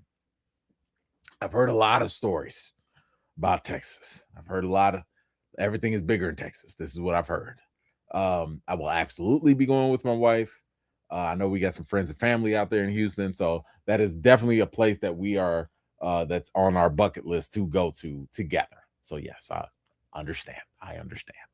Oh, Chris, man, did I not tell you? Man, listen, hold on. Yes, that is correct. Your boy for Father's Day did get his very own Funko Pop That is from my babies. My babies done gave me one of these. I don't know if y'all can see it without the glare. But yes, I got the popcorn in my hand, got my phone when I'm recording and stuff. But yes, my babies got this for me on Father's Day. So what did it say? Best dad ever. Best dad ever. And they got me. Okay, they got me with the mics too. They got me with the black and gray mics. You know, I got the black and grays on there. I don't know why they put me in white socks. I would never wear the white socks with them. But they got everything else together. You know, listen, they even got me with more hair than I usually have. I love it. I love it. So yes, shout out to the babies. They were looking out for your boy. Best Father's Day gift ever. Thank you for that. Natalie, what you got? Currently a WB employee is crazy. We're scared. And I'm so sorry. I feel like y'all should be okay because I don't think this merger is going to happen, but it does suck that at any moment another company could come in, whether it's Netflix or I don't know. But I'm hoping for the best for y'all. I'm hoping for the best. Thank you. Natalie, hold on, man. You working at WB? Natalie, we got hold on, man. Natalie, what department you work in? Because you know, if you got some insight, some info, might need to talk a little more. Natalie, hold on now. Nelson, man, what's up? Hey, man, it's been a while. Hopefully, the numerous lawsuits will delay this corrupt merger until after the 2028 elections. We'll see. You know, if not, by the midterms, because if the midterms happen and Congress starts, you know, Congress gets back to doing their job and actually legislating, maybe all this stuff comes to a stop. Well, I don't know. We'll see. You know, stronger every day. What you got? It's infuriating how they constantly undercut the writers. If not for writers, there would be no movies or TV shows except for reality crap. This is very true. Like it is. I mean, we've seen through what 2 strikes now how bad the entertainment world can get when writers go on strike. I mean, the second writers go on strike, all quality goes out the window. You know, a bad writer will kill an entire movie. It don't matter how shiny it is. It don't matter how, I mean, unless it's like an action flick, I guess. But outside of that, you need good writing. So yeah, like undervaluing writers is one of the worst things that they could do. One of the worst. All right. There's some drama. There's some drama. Have y'all heard about the Children of Blood and Bone drama? Like, or whatever? Oh my goodness. This right here. First of all, I've been looking forward to this movie for a minute because this looks like the second coming of Black Panther, right? Like whatever Black Panther was at that moment of time, this looks like a second coming of that. Gina Prince Bythewood is also directing it. Same one that gave you Love and Basketball. Same one that gave you The Woman King. She is also directing this. The cast is bananas. Okay. I mean, you got Viola Davis. Ooh, we about to get some snot crying or something. Idris Elba, Cynthia Erivo, Damson Idris, Lashana Lynch, Chiwetel Ejiofor. I mean, Amanda Steinberg. Like, the cast is ridiculous. Okay, now we got our first look, and we got some good. Hey, it's looking like a young T'Challa right there. Okay, look at Damson. Damson look like he ready for. Look like he doing a little prep work for some African work here. Looking like a fine African prince right there. Maybe a African king. Maybe one that can have some vibranium under that. Just come on now. Okay, y'all playing. Yeah. So we got man. Look, come on with the mini storms. Come on, let's go. Okay, let's go. Come on. Did they shoot us in the same place in Wakanda? This is what it looked like. Listen, this is the Black excellence I want. Okay, this is the. Oh, come on, Storm and T'Challa. Come on, I didn't even look at all these pictures. Come on, Storm and T'Challa. Come on. Y'all got to stop playing with me with all this. This is what I need. This is what I want. I'm going to put all my effort into this. Every single thing. This is what. This is how we get $1 billion again. This is how we continue to prove that we sell and the myths of Black not selling are not true. Because I can tell you this right now, and this is not trying to be racial or whatever. It's just more of an observation. When Black folks like something, everybody else starts to like it too. Okay. When Black folks start to get into music, everybody else get into it. When we start getting into a sport, everybody else start. So when you put us up there and you let us rock and we support it, there's usually going to be a second following that comes right after that. Okay. So I am for this. I am excited for this. I cannot wait. But man, there's still drama because apparently the books that these were based off of, which from what I hear, I haven't read the books, but the books are fantastic, bestsellers. Tomi Adeyemi, the author, she ain't with it. She ain't with it. Apparently, she had a whole falling out. But it says here she has no plans to watch the first film adaptation of her work.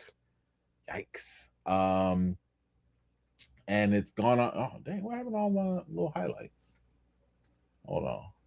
Yeah, it says that there is a reason I will not post anything about the adaptation of my work. That is all. She posted this on TikTok. She says here, and lastly, since someone asked, I have not seen the film and I will not watch it. Okay, now keep in mind, she also co-wrote this. She co-wrote this with Prince Bythewood.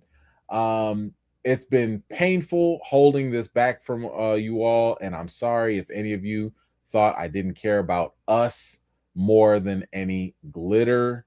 Ooh, but then things got a little more heated because apparently she shared a screenshot of what she sent to Amandla Steinberg, and she plays Princess Amari in the film, and she told Amandla, do not ever use my name in an interview or video again. Do not text me. Do not call me. Yikes. What the hell happened? What the hell is going on? Now, it says here that the message was dated in late February, shortly after Steinberg responded to accusations of stealing roles from dark-skinned women. Ooh. Now, as many fans have noted, the character is described in the book as having dark copper skin. Oh boy. Now, this is a little messed up because dark copper, right? Like you darker than me right now. Okay. You about darker than me. In case you don't remember, this is Amandla. Me and Amandla do not have similar skin tones. Amandla is of the lighter persuasion. And if you did not recall, Amandla has been through this situation before, and we reported on this a long time ago because she was up for the role of Shuri in Black Panther. All right. It says here that she walked away from Black Panther for a thoughtful reason. That thoughtful reason was that she believed at that time that whoever was to play Shuri and Marvel was supposed to be a darker skinned person for the representation. I know I gave her props for it. I was like, yo, that's money in the bank that you just said no to for a higher principle. That makes sense. Very commendable. But now you didn't. Now you took on a role that was supposed to be a darker skinned person, and you're taking that on. Now hold on, because I think, let me see if I have it. I think I have. Oh, do we have first look? Because I think there was an image of Amanda. Yep, there it is. Hold on, I got it. Can y'all see that? I don't know if y'all can see that. Yep, there it is. Look like the sister been out in the sun a little bit. Look like she had to go, get a little extra tan, maybe. Compared to what we've seen before. So, you know what? Like, I don't know what was said or done between them, but it definitely sounds bad. Now I believe this is Amandla, and she said this on stage prior, and I don't know if this is what triggered it, but she said, I had the opportunity to meet Tommy, the novelist, for the first time. Then she goes, Amandla, I want you to know that when you were a little girl and you were cast as Rue in the Hunger Games, and you had these racist remarks thrown at you because people said that Rue's death wouldn't be as sad because you're a black girl, that inspired me to write Children of Blood and Bone, so that black girls like you and black girls of all shades could have a story written about them. We started crying, and I said to myself, God wants me here. Oh, now that sucks. That sucks. So it sounds like Amandla had a different connection. She's like, yo, this author wrote this story because of me, or inspired by me loosely. And now I have an opportunity to play in this movie. I guess Amandla might think that this is divine intervention, maybe. And I don't know. Like, I don't know if the author is mad because Amandla was cast. I don't know. Like, clearly we need to hear more information about this. Earlier, there were reports that kind of suggested that maybe the author didn't like the studio changes to the film, which, by the way, that happens. Like, you can't, I don't know, there are not a lot of movies that are made where not just the director, but the writer is going to get everything that they want. Like, the writer, if you wrote a movie, you might get 60-70% of that movie there, because the studio, the financiers, the director, maybe even the actors, there are going to be so many other people and different cooks in the kitchen that are going to want to add their own stuff to it, and it might not turn out the way you want it to be. So anyway, this drama sucks. It sounds like it's pretty bad. It's pretty heated. Sounds like there's some real bad blood there, but we'll just have to wait and see where they go with that. But we'll see. We'll find out. You guys let me know, how do you feel about this? Feel free to let me know your thoughts in the comments down below. All right. Natalie, nah, we don't know a lot. I work on the news side. Oh, okay. All right. Well, if you hear anything, you let a brother know. Thank you so much. All right. I'm still gonna go watch Blood and Bone. Like, that still look good to me.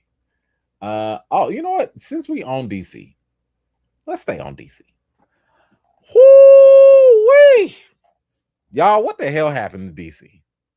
Like, what happened to the DCU? Because I turned away. Last thing I saw Supergirl. I thought it was all right. It was fine, right? Next thing you know, like, while I'm sick, I'm seeing all this news about Supergirl is terrible. It is just dying. I don't know. But apparently it was at 56% on Rotten Tomatoes. Where is it at today? 53. All right. So yeah. Little progress there. 53%. A B minus on Cinema Score. I cannot tell you how bad that is. Cinema Score, for those that don't know, Cinema Score is straight audience. That's not the critics, that's not influencers, that's the people straight up in the audience who walk out and they say this is the grade a movie gets. And I can tell you right now, they grade on a high curve. So a B minus is not good. Okay. I think a B minus is like in Morbius territory. I think that's so, yeah, not good. Supergirl had one of the biggest weekend drops ever for a comic book movie with 9.6 million and a 74% drop from opening weekend. Whew. Now, Craig Gillespie, the director, he credits James Gunn with helping him choose the final needle drop, the final song in the big battle or whatever.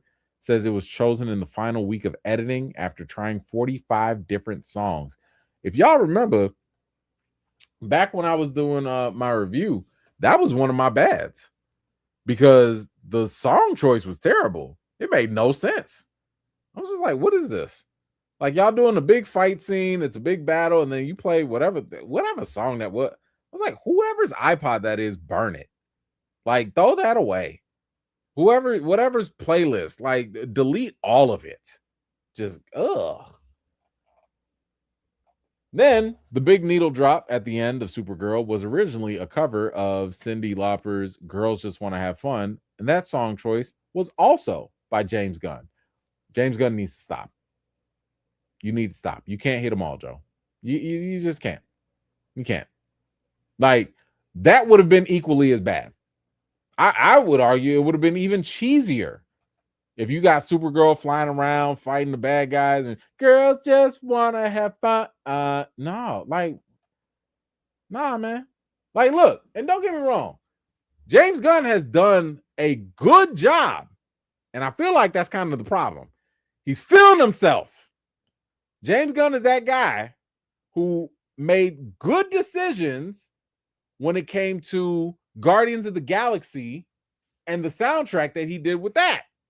Because the soundtrack for Guardians of the Galaxy is pretty good, right? Like where you had Star-Lord dancing around and, you know, all that stuff. Like that was okay. You know, hey, you know, what you gonna like that was fine. But sir, you're not a DJ. You're not a DJ. Like this did not work. This did not work. And this second one absolutely wouldn't have worked either. It says Peter Safran has made a statement about Supergirl underperforming at the box office. While Supergirl didn't meet our box office expectations, it's just one component of a broader long-term strategy at DC Studios we remain confident in. What? Failing? What is this long-term strategy? I hate it when people give nothing answers. Like, I don't know what that means. What are you talking about? Like, this is not what I want to hear from an executive. What I like to hear from an executive is like, hey, you know what? We really believed in this. We tried it. It didn't work. We're going to go back to the lab. We're going to try something different. We're going to be better. We're going to do something else. Don't sit here and tell me, oh, this is part of the plan. Because if you tell me this is part of the long-term strategy, that lets me know that you got a long-term strategy or a long-term plan that I'm going to have to question for a long time. Because this was questionable. Now, I will give you guys, once again, my thoughts on this whole thing, but what are y'all doing? Like, this is not... Oh, y'all hustling so backwards. So backwards. But I saw a lot of people talking about like this big old article from Hollywood Reporter. So I think we can go through it too. And it basically goes through the ins and outs of what happened during Supergirl, you know, quote unquote studio interference. Oh, please don't tell me I did not have. Oh, what happened? I had all these things highlighted. Oh, I don't know why my highlights are gone. That's unfortunate. Okay. Let's see if I can skim it then. Damn, this is a long article, and it just erased all my stuff. Okay, let's see. First off, this crash and burn. You had 170 to 180 million dollars, and you barely can gross 40 million. Damn, that's just bad. That's bad.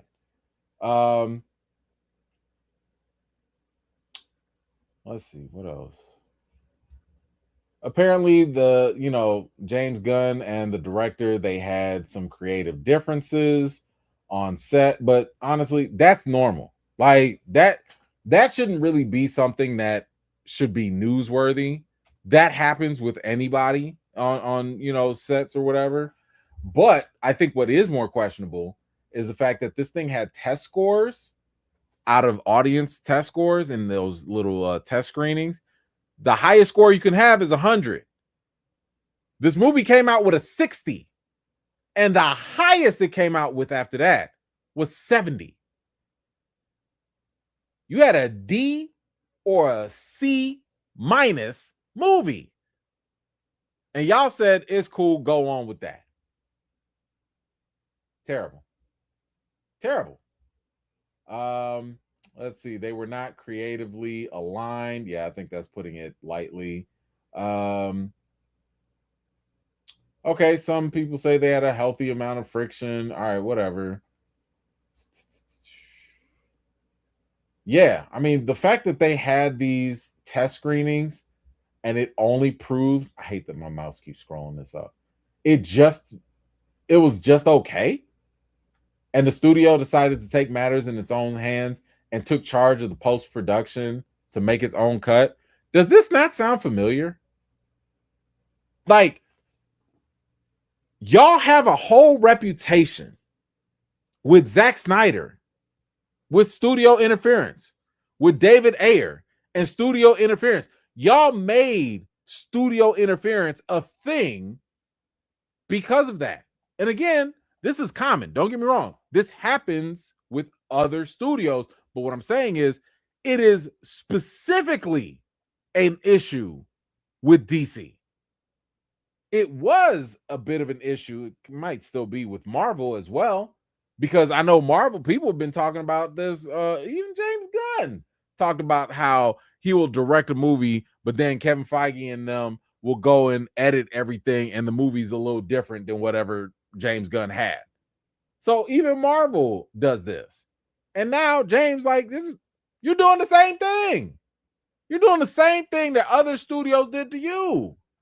And what makes this worse is that when James Gunn did it, and I don't have the clip right now, but when he did his whole announcement of the DCU and everything, if y'all recall, he specifically said, we're going to be a studio that's friendly to directors and allow directors to have their own visions.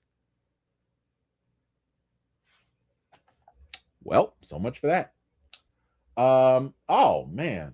Then the studio enlisted Jeremy Slater. It says to help out. Do y'all know who Jeremy? Hold on. Yeah, it said the studio enlisted Jeremy Slater to help. All right, Jeremy, who are you? I got you pulled up here. Jeremy Slater, Lazarus Effect, yeah, 5.2. The bad Fantastic Four? You wrote that? I don't know what Pet is. You did the terrible Netflix Death Note? Exorcist, Moon Knight. Okay, that was all right. Kong X, Godzilla X Kong. Okay. Umbrella Academy. Okay. Mortal Kombat 2. Okay. Woo. All right. So it looks like this man started rough. Like, how did you keep getting chances? Like, seriously, I'm not going to say that when you have one bad flop, that's it. But I'm saying bro, you have 4 flops in a row. 4. How did you keep getting work? How? Like, I don't understand that. And everything else is like mediocre. It's like, it's okay, but like, that's who y'all brought in for Supergirl? Okay. All right. What else? Yeah, they talk about the music being a friction. Yes, this needed to not have James Gunn involved with the music. Like this makes no sense. And they made no improvements after having just average um test scores. Like the whole point of having a test with an audience to see what sucks, what's bad, what's good, and work from there. How are you not improving? That it doesn't make any sense. And why are you only okay? What does it say here? Deep into the winter, the tests improved to hit the low 70s. That's when you said, "All right, we got something." That that was it. Y'all put too much money into this stuff to be like, "All right, put out something average." Uh yeah, it says basically when Gillespie had a version that was 11 minutes. Oh, okay, yeah, let's put that in there. So he had a version, Gillespie had a version that was 11 minutes longer, and it featured more of the villain, Krem, and the studio, or James Gunn, had his own version, and the scores surprisingly dropped significantly. Um, although the studios inched out ahead of Gillespie's. I mean, this sounds like the battle for mediocre. So one was mediocre and the other one was mediocre. And that's the one that they said, all right, we'll go with that one. That's a little less mediocre. Oh, man. Um, and they never tested the movie again. That's a problem. Okay, we got that Peter Safran things. Okay, so both Safran and Gunn's contract could be up by 2026 or 2027. Um, and by that time, at least they'll have Clayface, they'll have the other Superman movie, and then they'll have the Matt Reeves Batman. Not even the Brave and the Bold, but they'll have the Matt Reeves one. And I think this is where we have the issue. James Gunn is going to continue to exercise his ideas, especially his penchant for spotlighting lesser known side characters. We do have a Jimmy Olsen TV series that's coming out. I don't know why. And this is some good news. They have a Mr. Terrific uh, television series that's also coming out. Didn't I tell y'all? I know I made a whole clip about this. I had a whole conversation about this when somebody asked me about lanterns and stuff. And I told y'all there is an invisible glass ceiling when it comes to DC Comics and DCU. Black characters. And I'm going to give James Gunn a little credit here. He will put them as supporting characters. He will put them in an ensemble. He will put them on as supporting characters in a movie. He will maybe even give them a TV show. We got Lanterns, we got the Amanda Waller thing, and now we getting this Mr. Terrific. But they will not. They will not get their own solo original stories. The black characters in DC Comics, they're not getting their own comics. They're black characters that have to use a white character's mantle. Here's a black Superman. Here's a black man playing Batman. Tim Fox. You think Mr. Terrific was going to get a solo movie? Absolutely not. And if he does, and I'll say this now, if he does, they'll just make him the lead, but they got to put some white characters around him. They got to put him in an ensemble. There's a glass ceiling. In other words, DC doesn't have the guts to give you something that Marvel did, like Black Panther. And Marvel is far from perfect, but Marvel at least gave you 2 movies with leading black characters, at least 2. DC can't.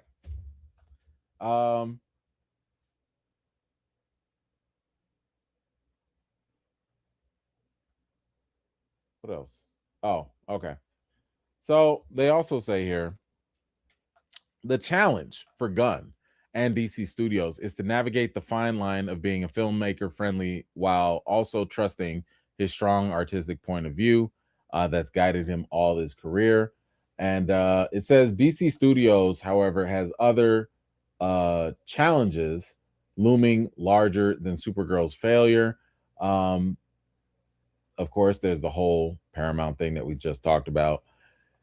And yeah, perhaps the biggest challenge ahead for Gunn and Safran may be guiding a superhero studio right, as superhero movies are no longer as bulletproof genre for moviegoers.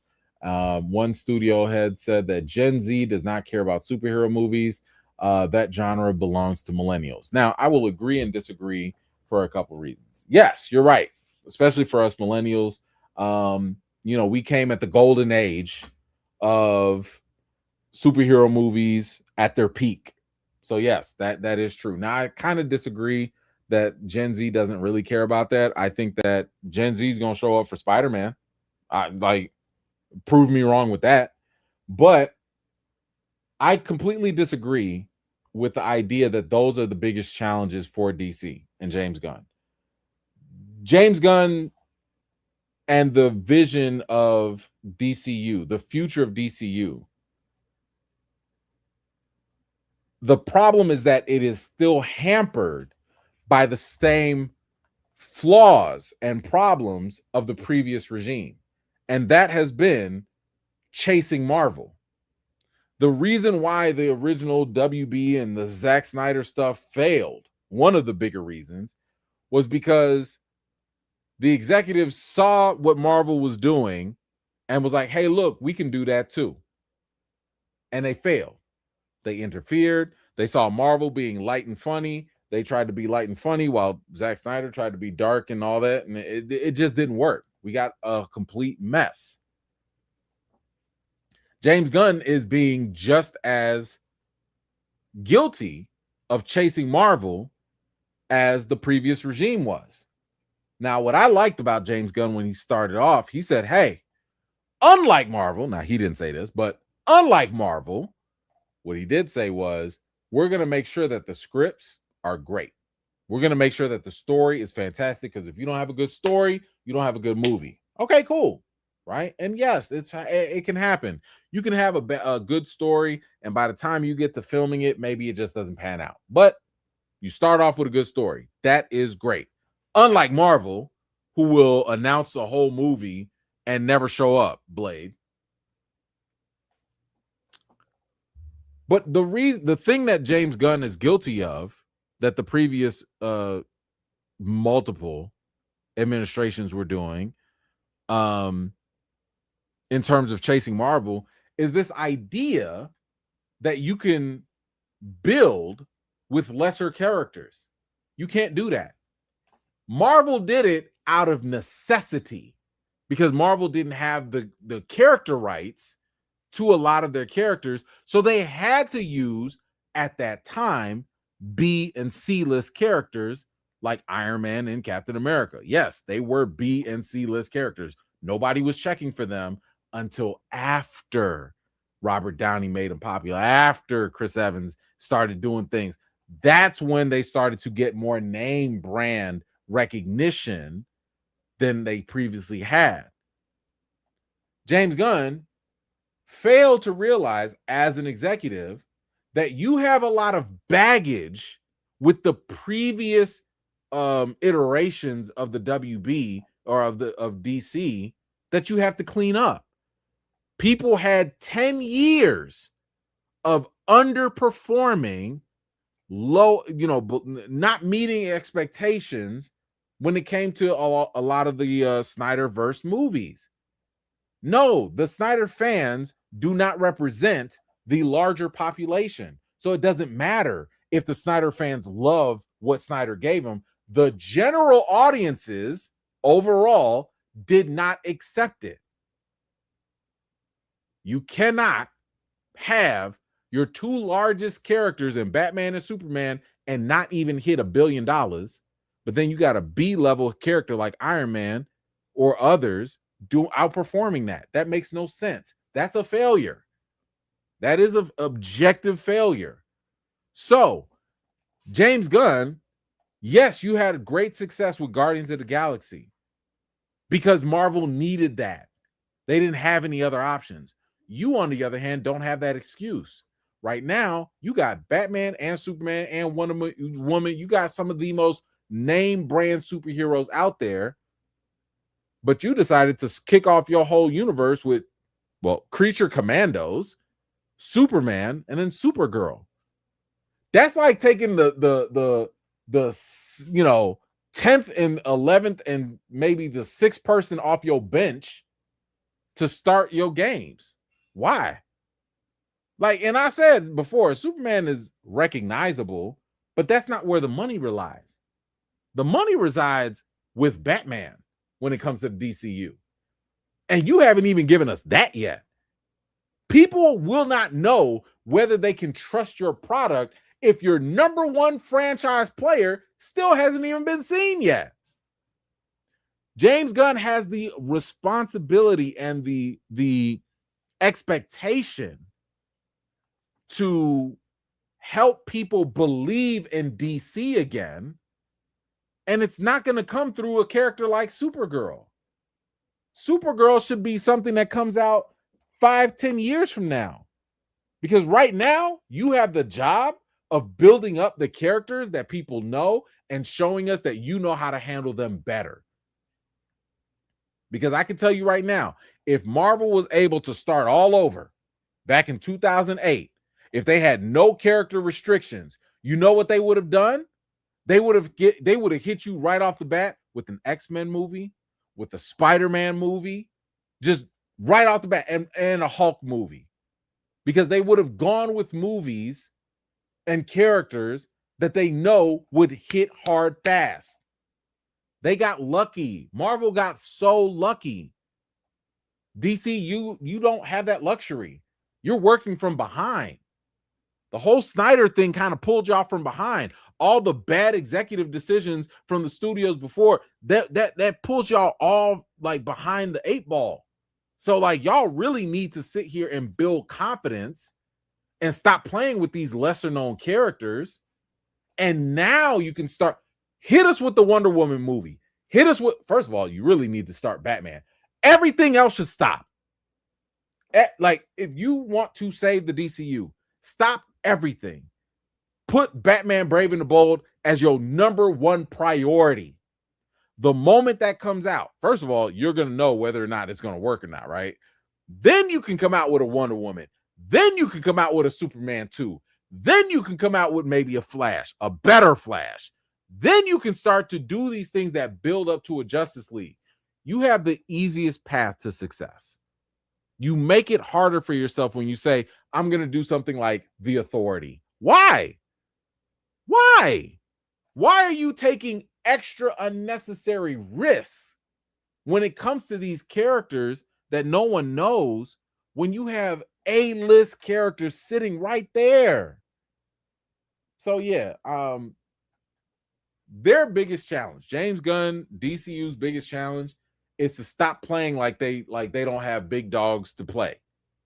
Stop acting like y'all don't have major weapons that could be used, and you don't want to play to win. So yeah, they have to stop using these side characters. They have to use these main characters to their advantage, and that will be how I think they'll end up repairing the damage that was done over all these years. Speaking of which, we do have a little bit of news about Batman, because like I said, Batman is the key. Everything and anything is about Batman. And there's a new rumor going around that maybe they found who their next Batman will be. Of course, it's going to be from the Brave and the Bold series where he has his son. I still question even that. I don't know why you trying to jump the gun by giving him a son already, but whatever. And it says here that this is from John Campea. He claimed that the DCU Batman has been cast.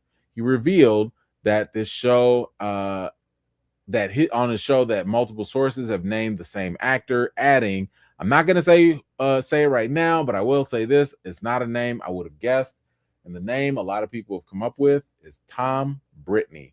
Who the hell is Tom Brittney? I don't know who Tom Brittney is. Apparently, he was on a TV series, Grant Chester, in a movie Fall 2, Dead Point, and another movie, Black Box. And I guess he's going to be in another TV series called The Westies. But this could be your next Batman. Now, look, Batman ain't got to be a name brand person. So that's fine. I think he's British. So, you know, they love their Brits. But hey, you checking off a couple boxes right now. You got the hair, dark hair. And what do I always say? You got the square jaw. If you got the square jaw, boy, that's right there. Because you got to look good in the mask. You got to look the part in the mask. Okay? If you don't look the part in the mask, it's going to be hard for people to believe. So, and I think he's in shape too. I think he's in relatively good shape. But here's the other thing. Brittany has already some experience with James Gunn and the DCU, having been the top contender, one of the top contenders for the role of Superman. He almost could have been y'all Superman. And this makes sense, right? Like, usually, especially in the comics, Batman and Superman look like they could be brothers. This guy looks like David Corn Sweat to me. If you told me that was his brother, his cousin, I'd believe it. Now, they better not throw in no Martha claims in there, but, you know, whatever. So this could be your new Batman, y'all. Make of that what you will. I don't know. You know, it is what it is. Boy, DC got some work to do. They got some work to do. It's going to be a long way. Long way. But you guys let me know, how do you feel about the whole Supergirl debacle? How do you feel about this new potential Batman, Tom Brittney? Whatever you think. Let me know your thoughts in the comments down below. All right. Stronger every day. At what point are we just colorizing ourselves? I don't know. I mean, if you're talking about the Children of Blood and Bone,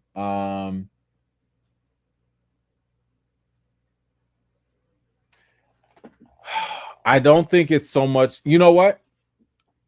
To answer your question directly, at what point are we just doing it? When we actually control stuff. When we actually control the money, when we actually control the institutions, when we actually control like the studios themselves, then we are the ones that are going to be doing it to ourselves. Because right now, you know, there are so many stories and so many instances where a writer will say they want one thing. Look at Green Lantern, Lanterns, right? The original writer for Lanterns, what was his name? Neil Daly, I think it was, or something like that. But the original writer created Hal Jordan to be a darker skinned character because at that time, those characters were not being seen. So he made Hal Jordan specifically darker skinned. And what did James Gunn do? He cast a lighter skinned guy, and Aaron Pierre. That wasn't like, whose decision was that? The person that runs the studio, right? So that's what I'm saying. Like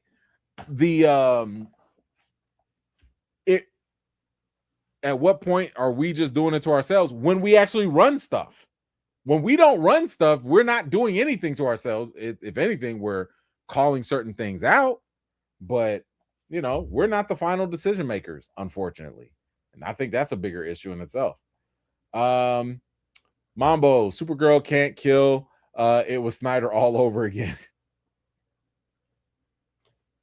I mean, she can, you know, but yeah, the last thing they need is that all over again. That's the last thing they need. Chris, what you got? I saw Spider Noir. Nick Cage did his thing. I forgot he's a great physical actor. Do you think a season 2 is coming? I think I heard rumblings that they might do a season 2. Don't quote me on that. I thought I saw a report about that, But I have heard good things about that too. That's something else I got to add on to the list. I got to finish Vox Machina though. Oh, did I say what did I say? John Stewart? What did I say? Did I mess it up? Okay, John Stewart. Yeah, yeah. Did I say Hal Jordan? Sorry, John Stewart, black guy, the Black Lantern. That's what I meant. Thank you for the correction. It's getting late and I'm hungry. All right, let's do. What else do we have? We got some Marvel stuff, and then we'll get into the review for Odyssey. All right. So real quick, we have oh, is this it? No, we won't do that. Let's talk about a recast. Let's do a recast first. Then we'll go to the Marvel stuff. Is it time to recast? Is it time to recast? Hugh Jackman has been constantly been talking about, playing the role of Wolverine, and there have been all these jokes about him playing the role till he's 90 and all that. But he does actually have this question posed at him is like, what about the next person? Like, what do you think? And he did give his opinion here. He says in this interview, Jackman strongly hinted that as of right now, he's not going anywhere. He says, I'm 57. I'm doing it till I'm 90. So, I'll do a little time capsule for them. I'm not going to say anything to whoever plays the next Wolverine because no one said anything to me, which I really am thrilled about. And I had not read the comics, so I was just coming to it fresh. And I learned a lot over the years.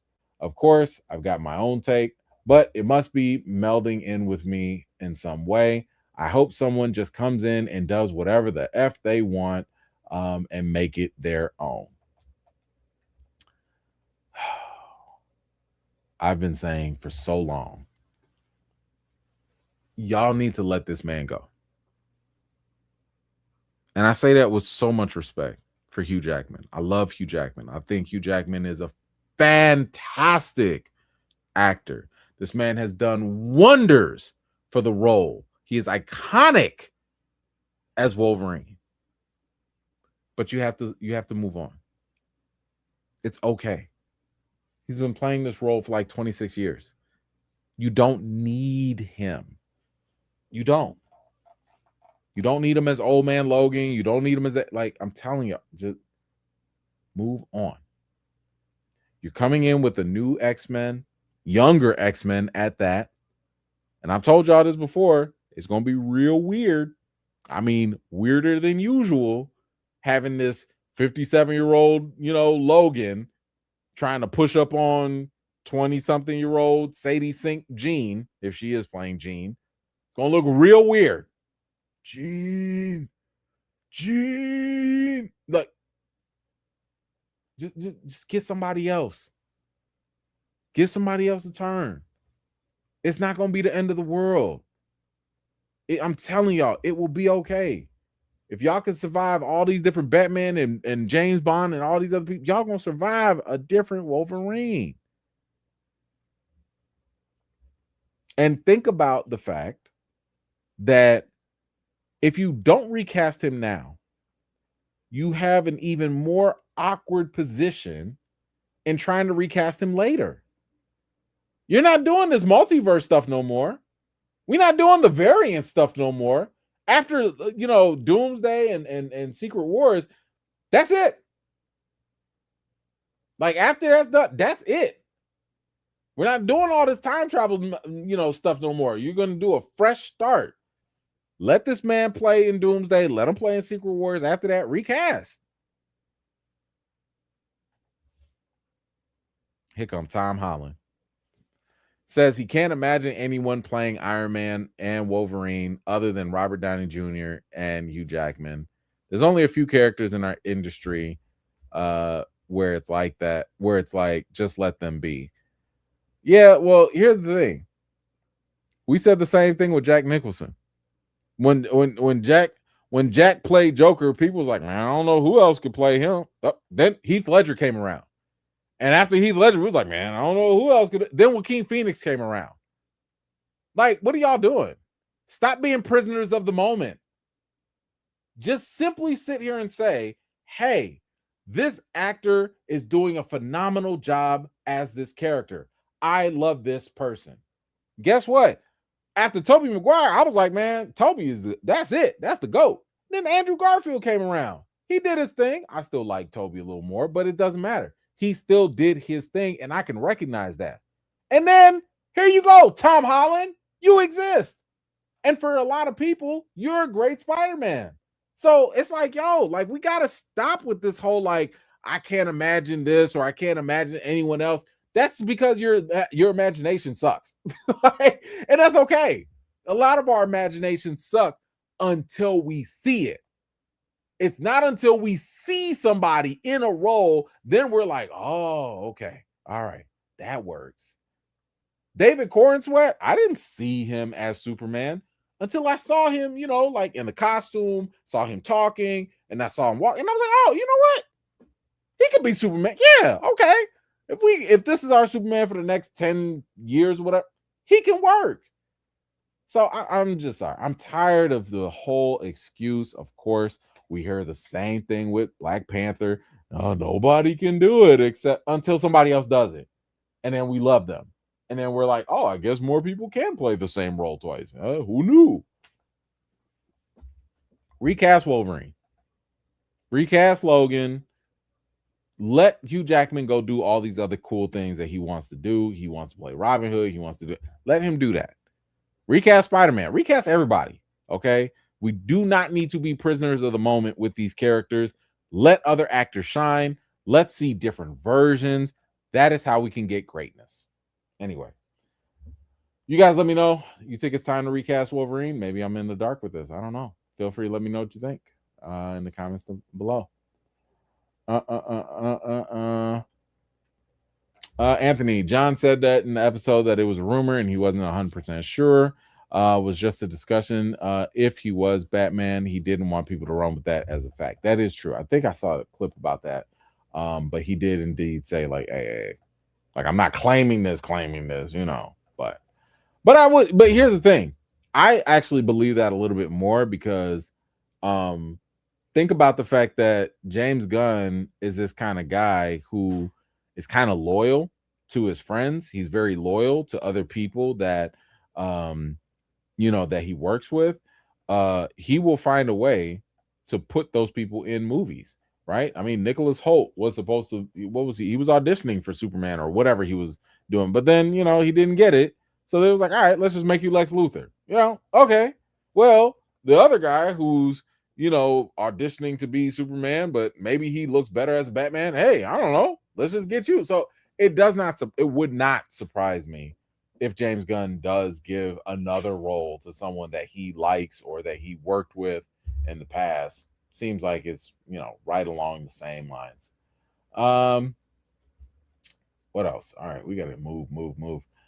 Sadie's not Sadie, Spidey updates.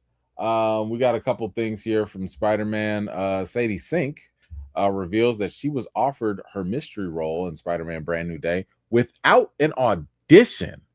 She only got the film script and landing in London for filming. Yo. So they basically said, whichever character she's supposed to be playing, you got it. That's it.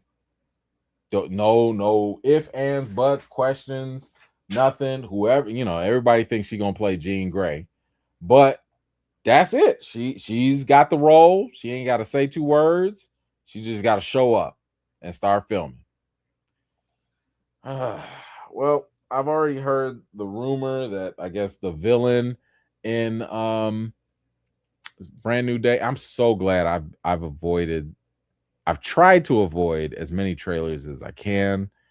Unfortunately, they keep throwing the Hulk in there everywhere, but I heard a rumor that maybe the villain was like an X-Men villain, and everybody's already thinking that, you know, Sadie is playing Jean Grey, so whatever. It's probably all the same. You know, we'll see. Lin-Manuel Miranda reveals that he was offered to play Vulture in Spider-Man Homecoming. He said he had to turn it down due to scheduling conflicts. I say thank you. Because there was no way, I don't think, Lin-Manuel would have been able to give us what Michael Keaton gave us as Vulture. Just no way. I don't even think I can believe Lin-Manuel has the capability of playing a villain. Like at all. I don't see it. Can't see it. But Michael Keaton absolutely did his thing. Was one of the best things in Spider-Man Homecoming. So I'm glad that actually did not work out. I'm very happy. J.K. Simmons says he won't return. What? He won't return as J. Jonah Jameson in Spider-Man Brand New Day. Says, I don't know who on the internet decided that was a fact, but I ain't in it. That's terrible. What are y'all doing?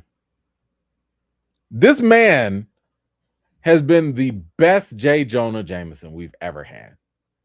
Like ever. Just in whatever depictions. If the man can still do it, and we're talking about a minor role, like literally, he just shows up and just, I'm going to get Spider-Man. Whatever. Just why? Why not? I'm just saying. I don't know why y'all got to get rid of this or not include this. Tom Holland says that they are working towards bringing Miles Morales into the MCU. Okay.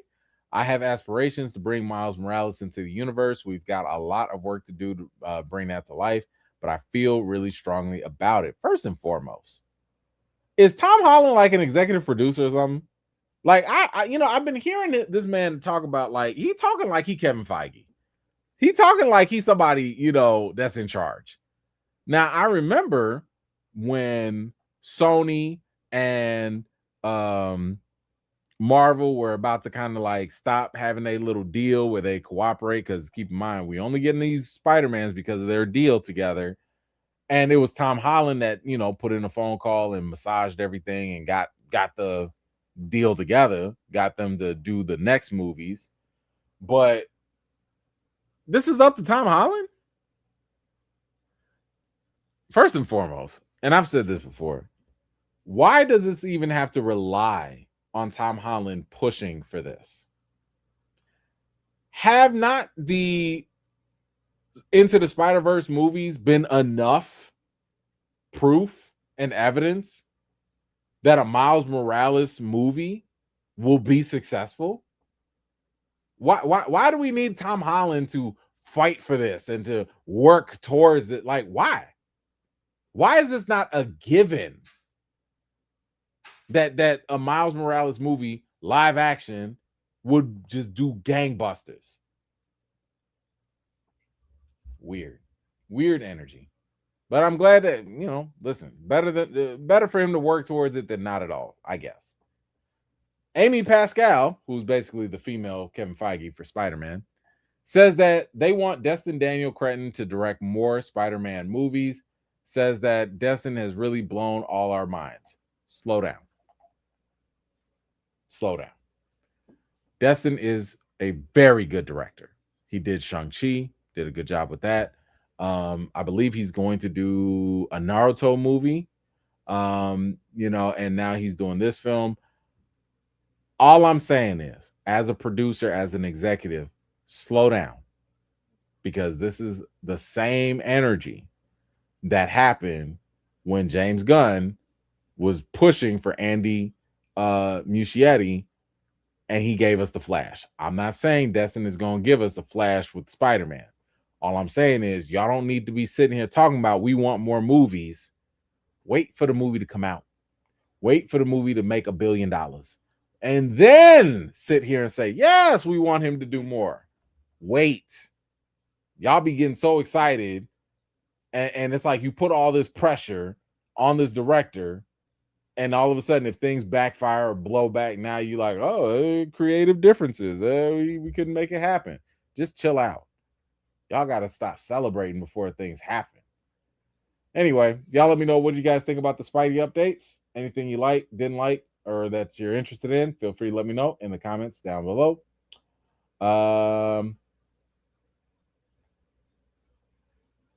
Now we can get to the MCU stuff. Now we got some rumors. We got some updates. Take all of these things with a grain of salt. So it is what it is. What else? Patrick Stewart. At first, he said he was going to retire, but then apparently that was wrong. It says Patrick says that he will never officially retire from acting. I'll always and forever be an actor. So I guess we will see him again, and this will not be his last. I don't know. There was reports saying that his appearance in Doomsday was going to be his last acting role, but looks like he's like, nah, forget that. There is a Nova movie that is currently in early development. Michael Waldron, the guy that gave us Loki, is writing the script. This is also the guy that gave us the last Doctor Strange movie. So, you know, eh. Now I'm a little iffy on the Nova series or movie. I thought that Nova felt more like a character for a TV series. I don't think he's like big screen potential. I could be wrong, but I don't know. This is, I mean, it's a C-level character. What are we doing? Like y'all have the X-Men and Fantastic Four, and y'all want to do Nova with money behind it, but we can't get Blade.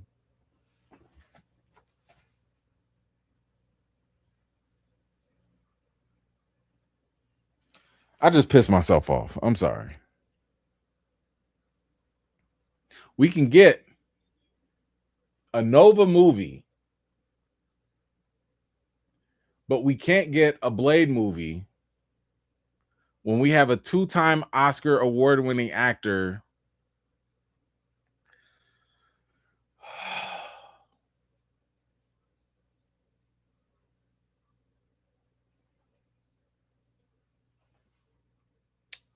I have to move on because I'm gonna get mad.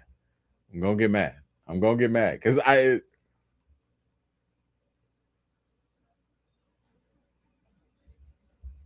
okay. All right. I'm sorry. Give me like, why can't we have good things? Why can't we have good things? All right. Other thing. There have been reports about who can play the new X-Men coming up. One of them, obviously, is Cyclops. He's a pretty important character. And the one person that's been causing a little bit of ruckus online is Cooper Hoffman, who is the son of Philip Seymour Hoffman, great actor, rest in peace, is reportedly being considered to play Cyclops. Now, in case you don't remember, he was the guy who played in The Long Walk. You know, look, I will say this for Cooper. He would not be my first pick to play Cyclops, especially after y'all cast James Marsden, who looks like, you know, a male Ken doll or whatever. Like,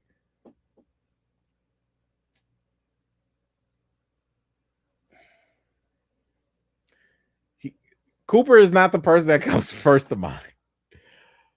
But I will say this. He is a very good actor. He's a good actor with good acting skills. His dad was a fantastic actor. You know, he's an up-and-comer. He does have a couple movies under his belt, so it's not like, you know, he's just a complete rookie or whatever. He's got the red hair. Hey, you know. Now, I know some people were kind of body shaming him online. And, you know, because, you know, listen, Cooper ain't really, you know, he's not really Mr. In Shape, right? He doesn't really have the superhero physique. But we could have said the same thing about Chris Pratt, right? One thing we know is that when Marvel wants to put you through that superhero regime, they give you that nutritionist, that trainer. You give them 3, 4, 5 months, people come out with crazy transformations. So I'm not going to body shame him per se like that, because it's very possible that, you know, they could put him through the whole thing if they choose him. Because as I've said, and I don't want to be a hypocrite with this, you choose acting ability first. If you can act, they can fix all the other stuff later. All the physical stuff, makeup, all that, they can fix all that stuff later, right? Because when Chris Pratt was on Parks and Rec, when nobody saying that guy was a superhero.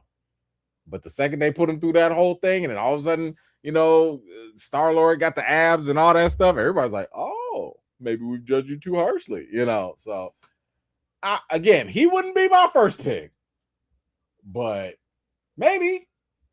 We got another one here. I don't know where these are coming from. Please take these with all the salts. All the salts. Adam Driver has been reportedly cast as Magneto in Marvel Studios' X-Men movie. Maybe. I mean, I think it all depends on, like, is he a Holocaust survivor? Is he something else? What is the angle? What is the angle? Because if we're talking about him having those motivations of a trauma-filled past, but that's not the only one. He's also been rumored for Mr. Sinister.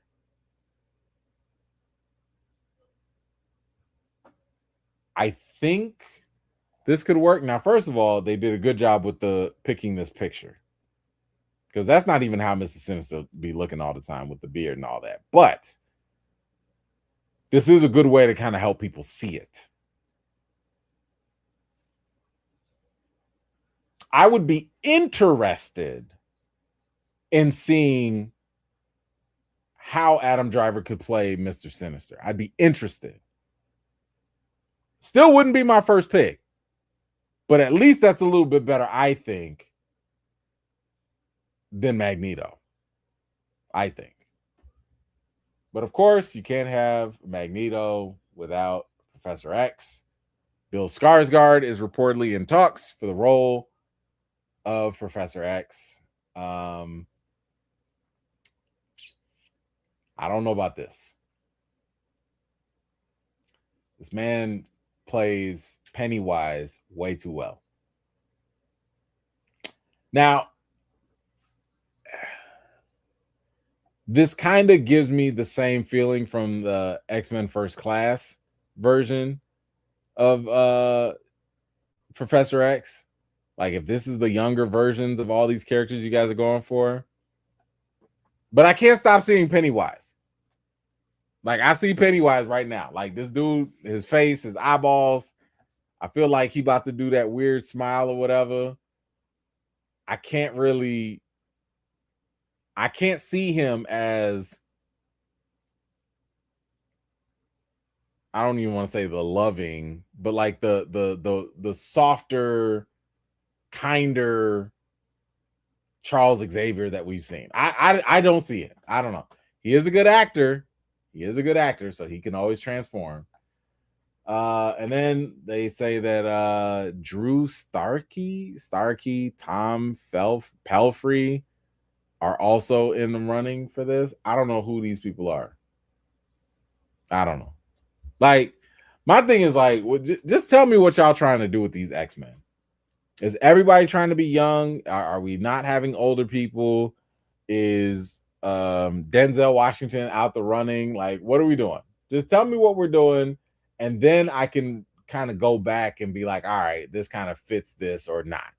Because right now, I don't know. I don't know about these rumors, but thankfully these are just rumors. Anyway, we got a little bit more updates here from the boss man himself, Kevin Feige. He reveals the X-Men movie will release very soon after Avengers Secret Wars. He says, after Secret Wars, the mutants are coming, the X-Men are coming, and that's been a dream of mine. I started with the X-Men many, many years ago, and to bring a new version into the MCU is going to be very exciting. So right after Secret Wars, here we go. We got the X-Men, and I want to say there were reports that said that the Russo brothers were still going to kind of sort of have some sort of connection or maybe a little bit of oversight on this. So, there's probably a good chance that the X-Men that we see in Doomsday, all them finna die. They all dying. You know, whatever. Patrick Stewart, all Cyclops, James Martin, all them finna die. But we'll have a new version, younger class, whatever. Everybody's going to be different. Yeah, that's right. Thank you, Lawrence. Denzel is going to be in Wakanda because I forgot he is going to be with Black Panther in that one. What else do we have? We got our first concept art. Let me make that a little bigger for y'all. We got our first concept art of Avengers Doomsday. Steve out there looking real regular.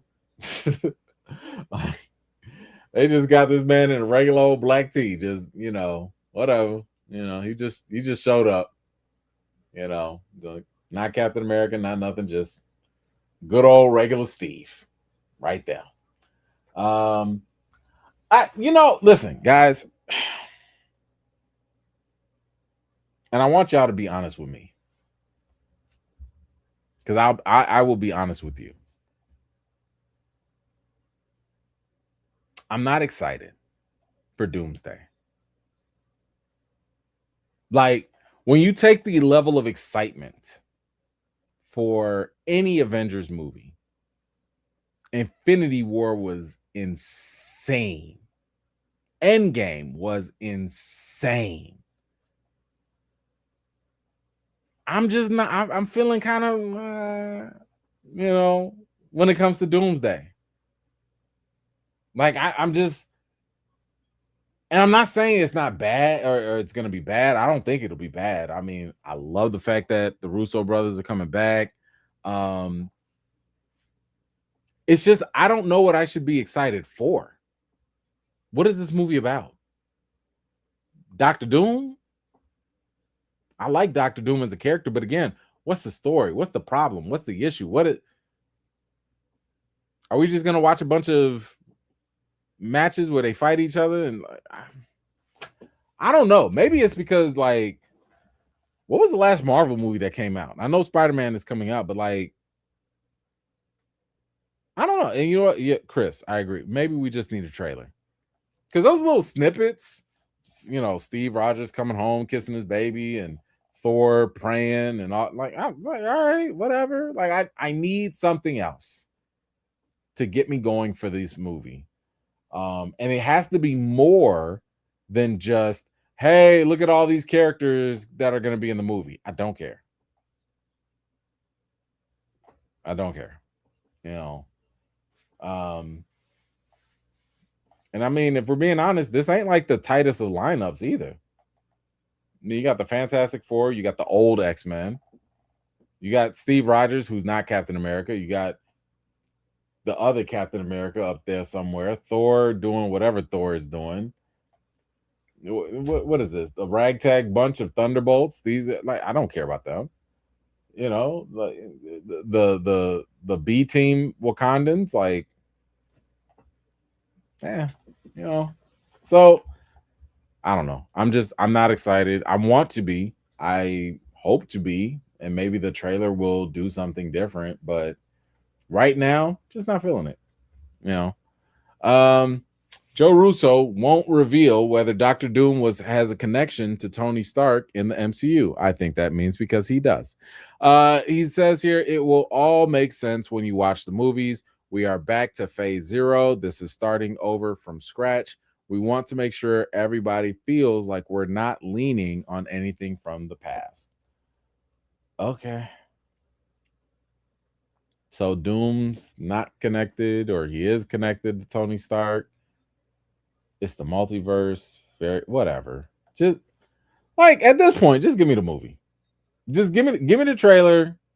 Give me the movie. Let's get this over with. Hopefully y'all put a good thing together. Let's do this. Because I don't know what else there is. I don't. All right, guys. You guys let me know what you think about those Marvel rumors and updates in the comments down below. Shogun, what you got? Well, Sadie Sink doesn't fit my mind's eye of Jean Grey either, but Cooper does fit with Sadie Sink's body theme too. I think they're going for young. So think about that, right? let's say Cooper, Cyclops, Sadie playing Jean. Y'all want Hugh Jackman in that three-way love triangle? Does that work? It was believable when Hugh Jackman was in that three-way, love triangle or whatever in the old X-Men with James Marsden and all that. Like, that made sense. At least it didn't look visually weird. Y'all gonna want 57-year-old Hugh Jackman chasing over this little 20-something little girl that still look like she in Stranger Things? I keep telling y'all, this is why y'all need to just recast. Y'all need to recast. This is going to look awkward. Unless you're just going to completely bypass the whole triangle thing. If you do, I guess, but that kind of defeats the purpose because that's always been a thing with Wolverine. So, and I agree, on paper, he is like 400 years old or whatever. So, yes, it's always been weird, but he never looked like that. Hugh Jackman actually looks like he's older now. Okay. I'm telling y'all need to stop. Y'all need to think about this. Recast Wolverine, please. It's not okay. Oh, she did? What movie was that? I wouldn't even want to see that movie. Never mind. I would not want to see that. ILL heard he's Adam is rumored to play Sinister. Yep, we did go over that. And maybe, if he does, sure. If Adam Driver plays that, that's fine. ILL, I'm interested in, but not excited for Doomsday. Same. Like, the last couple Marvel movies haven't done a good job in building up anticipation like they used to. And like, what are we doing? Like, there's not a lot of momentum going into it. So I just don't feel it yet. Kat, what's up? I think Dallas Dupree Young will be a nice cast member to play Miles Morales. Dallas Dupree Young. Hold on. Dallas Dupree Young. Who is that? I don't know. Oh, okay. What's this in Cobra Kai? Okay. Hold on. Let's see. All right. Young man looks, Sure. Oh, okay. Okay. Yeah, sure. Why not? If he can play the role, go for it. Now, and I don't know very much about him. Hopefully, they still can get somebody who can be both of Latin and African American descent, since that is somebody that is very critical to his actual identity and character. So, I would hope that they would get somebody who at least, can get that aspect of the character down. But if we're just going off of looks and I don't know very much about him, sure, that works. All right, let's do let me do my Odyssey review for you guys. So the Odyssey is currently in theaters now, and this is of course directed by the legendary Christopher Nolan. The cast is through the roof when it comes to everyone that is, in this film. But let me go ahead and give you guys a quick introduction for those that don't know. So after the Trojan War, Odysseus faces a dangerous voyage back to Ithaca, meeting creatures like the Cyclops and Sirens and Calypso along the way as he tries to return back to his wife and son. So this is where I will give you guys the good and then that I liked about the film. So I think one of the easier things to talk about has to be the performances, right? The acting in this movie is off the chain. Christopher Nolan did, I think, an exceptional job in the casting, especially. Everyone that was cast in their individual roles, I think, were cast exactly to do what they needed to do. There was a lot of discourse about Travis Scott, but when you see the role that he actually had to play, he did exactly what he needed to do. You know, who else was it? Matt Damon. I mean, we could just start with him. Matt Damon, I thought, did a good job as Odysseus. You know, as a lead, he captures the role, he captures the essence of the character. So I did enjoy that. Lupita, we're not going to go into the whole controversy or whatever, but I did think that she did a wonderful job as Helen of Troy and as her twin sister as well. You know, and I will say actually the commentary was overblown. She did her role exactly the way she needed to as well. I would also Tom Holland. Tom Holland, you know, he came through. Where is he at? Here he is. Tom Holland, I would say this might have been one of his strongest performances, right? In like almost any of his films to date. And yes, that includes Spider-Man. This man did a very good job with his role here, and I loved what he did throughout the film. But that's not it. There's some other people that really stood out to me. John Leguizamo, man, this brother came through. I think this was not only one of his best performances, but this also is probably going to be up for Academy Awards. I do think that this is nominee worthy at the very least for Best Supporting Actor. He did a wonderful job with that. But not only him, next to him had to be Anne Hathaway. This woman came through. Every single time she showed up, she commanded the screen. She was fantastic. She was captivating. She was invigorating. She did easily one of her best performances. And yes, I do think that she also will probably get a best supporting role nomination as well. She just, man, I mean, she really, really did her thing throughout the whole film. You know, in terms of showing like a mother and a wife's heartbreak, just a lot of the dramatic scenes you could really feel through her performance. But yeah, I think she stole it for me. Now, the other thing that I liked about this film was I like how they actually tackled a lot of the themes throughout. So, like, for example, there's the theme of obviously grief and loss. I like how they kind of manifested those things through the adventures that Odysseus took. So, like, you might actually, you know, see him confronting the soldiers, you know, that he lost or whatever, or just the ills of war itself.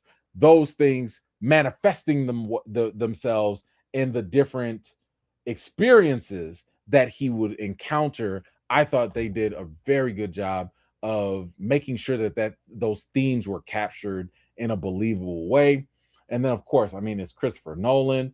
This man is going to knock it out the park when it comes to the cinematography. I thought the camera angles, the IMAX feel. I mean, I watched my film in 70 millimeter, and that felt so perfect for this. But when you talk about like just the way the scenes were captured, it just makes you so immersed into some of the battles, even the fight scenes, all of those things. You really feel like you're in the middle of the war. And I really enjoyed a lot of that thanks to the cinematography and the camera angles. And then, of course, like, man, the practical effects, oh, I don't have a picture of it, but like the way he was able to capture some of the mythological creatures, I thought was very believable. And he did a wonderful job of like mixing the visual effects with like the actual practical effects. You know, especially like some of the boat scenes. The boat scenes I thought were very good because I was nervous. Like, you know, when certain disaster strikes and stuff, it definitely felt very believable.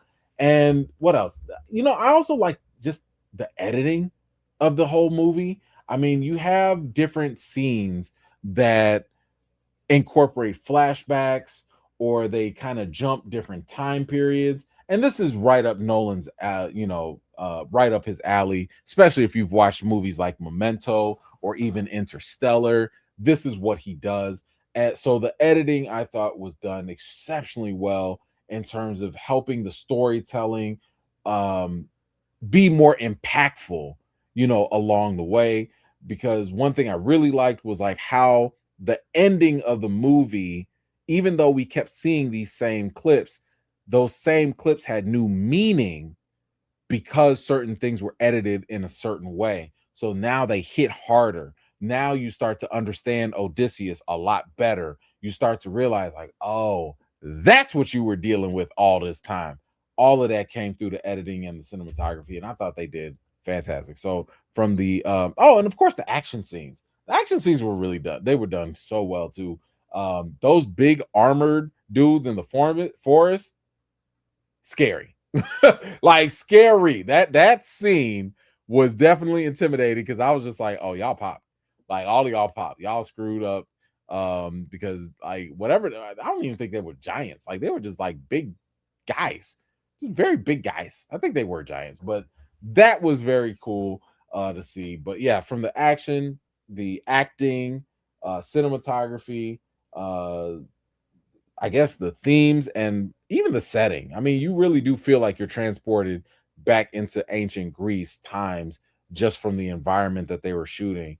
Those were all done extremely well, extremely well. But now I got to get into the bad.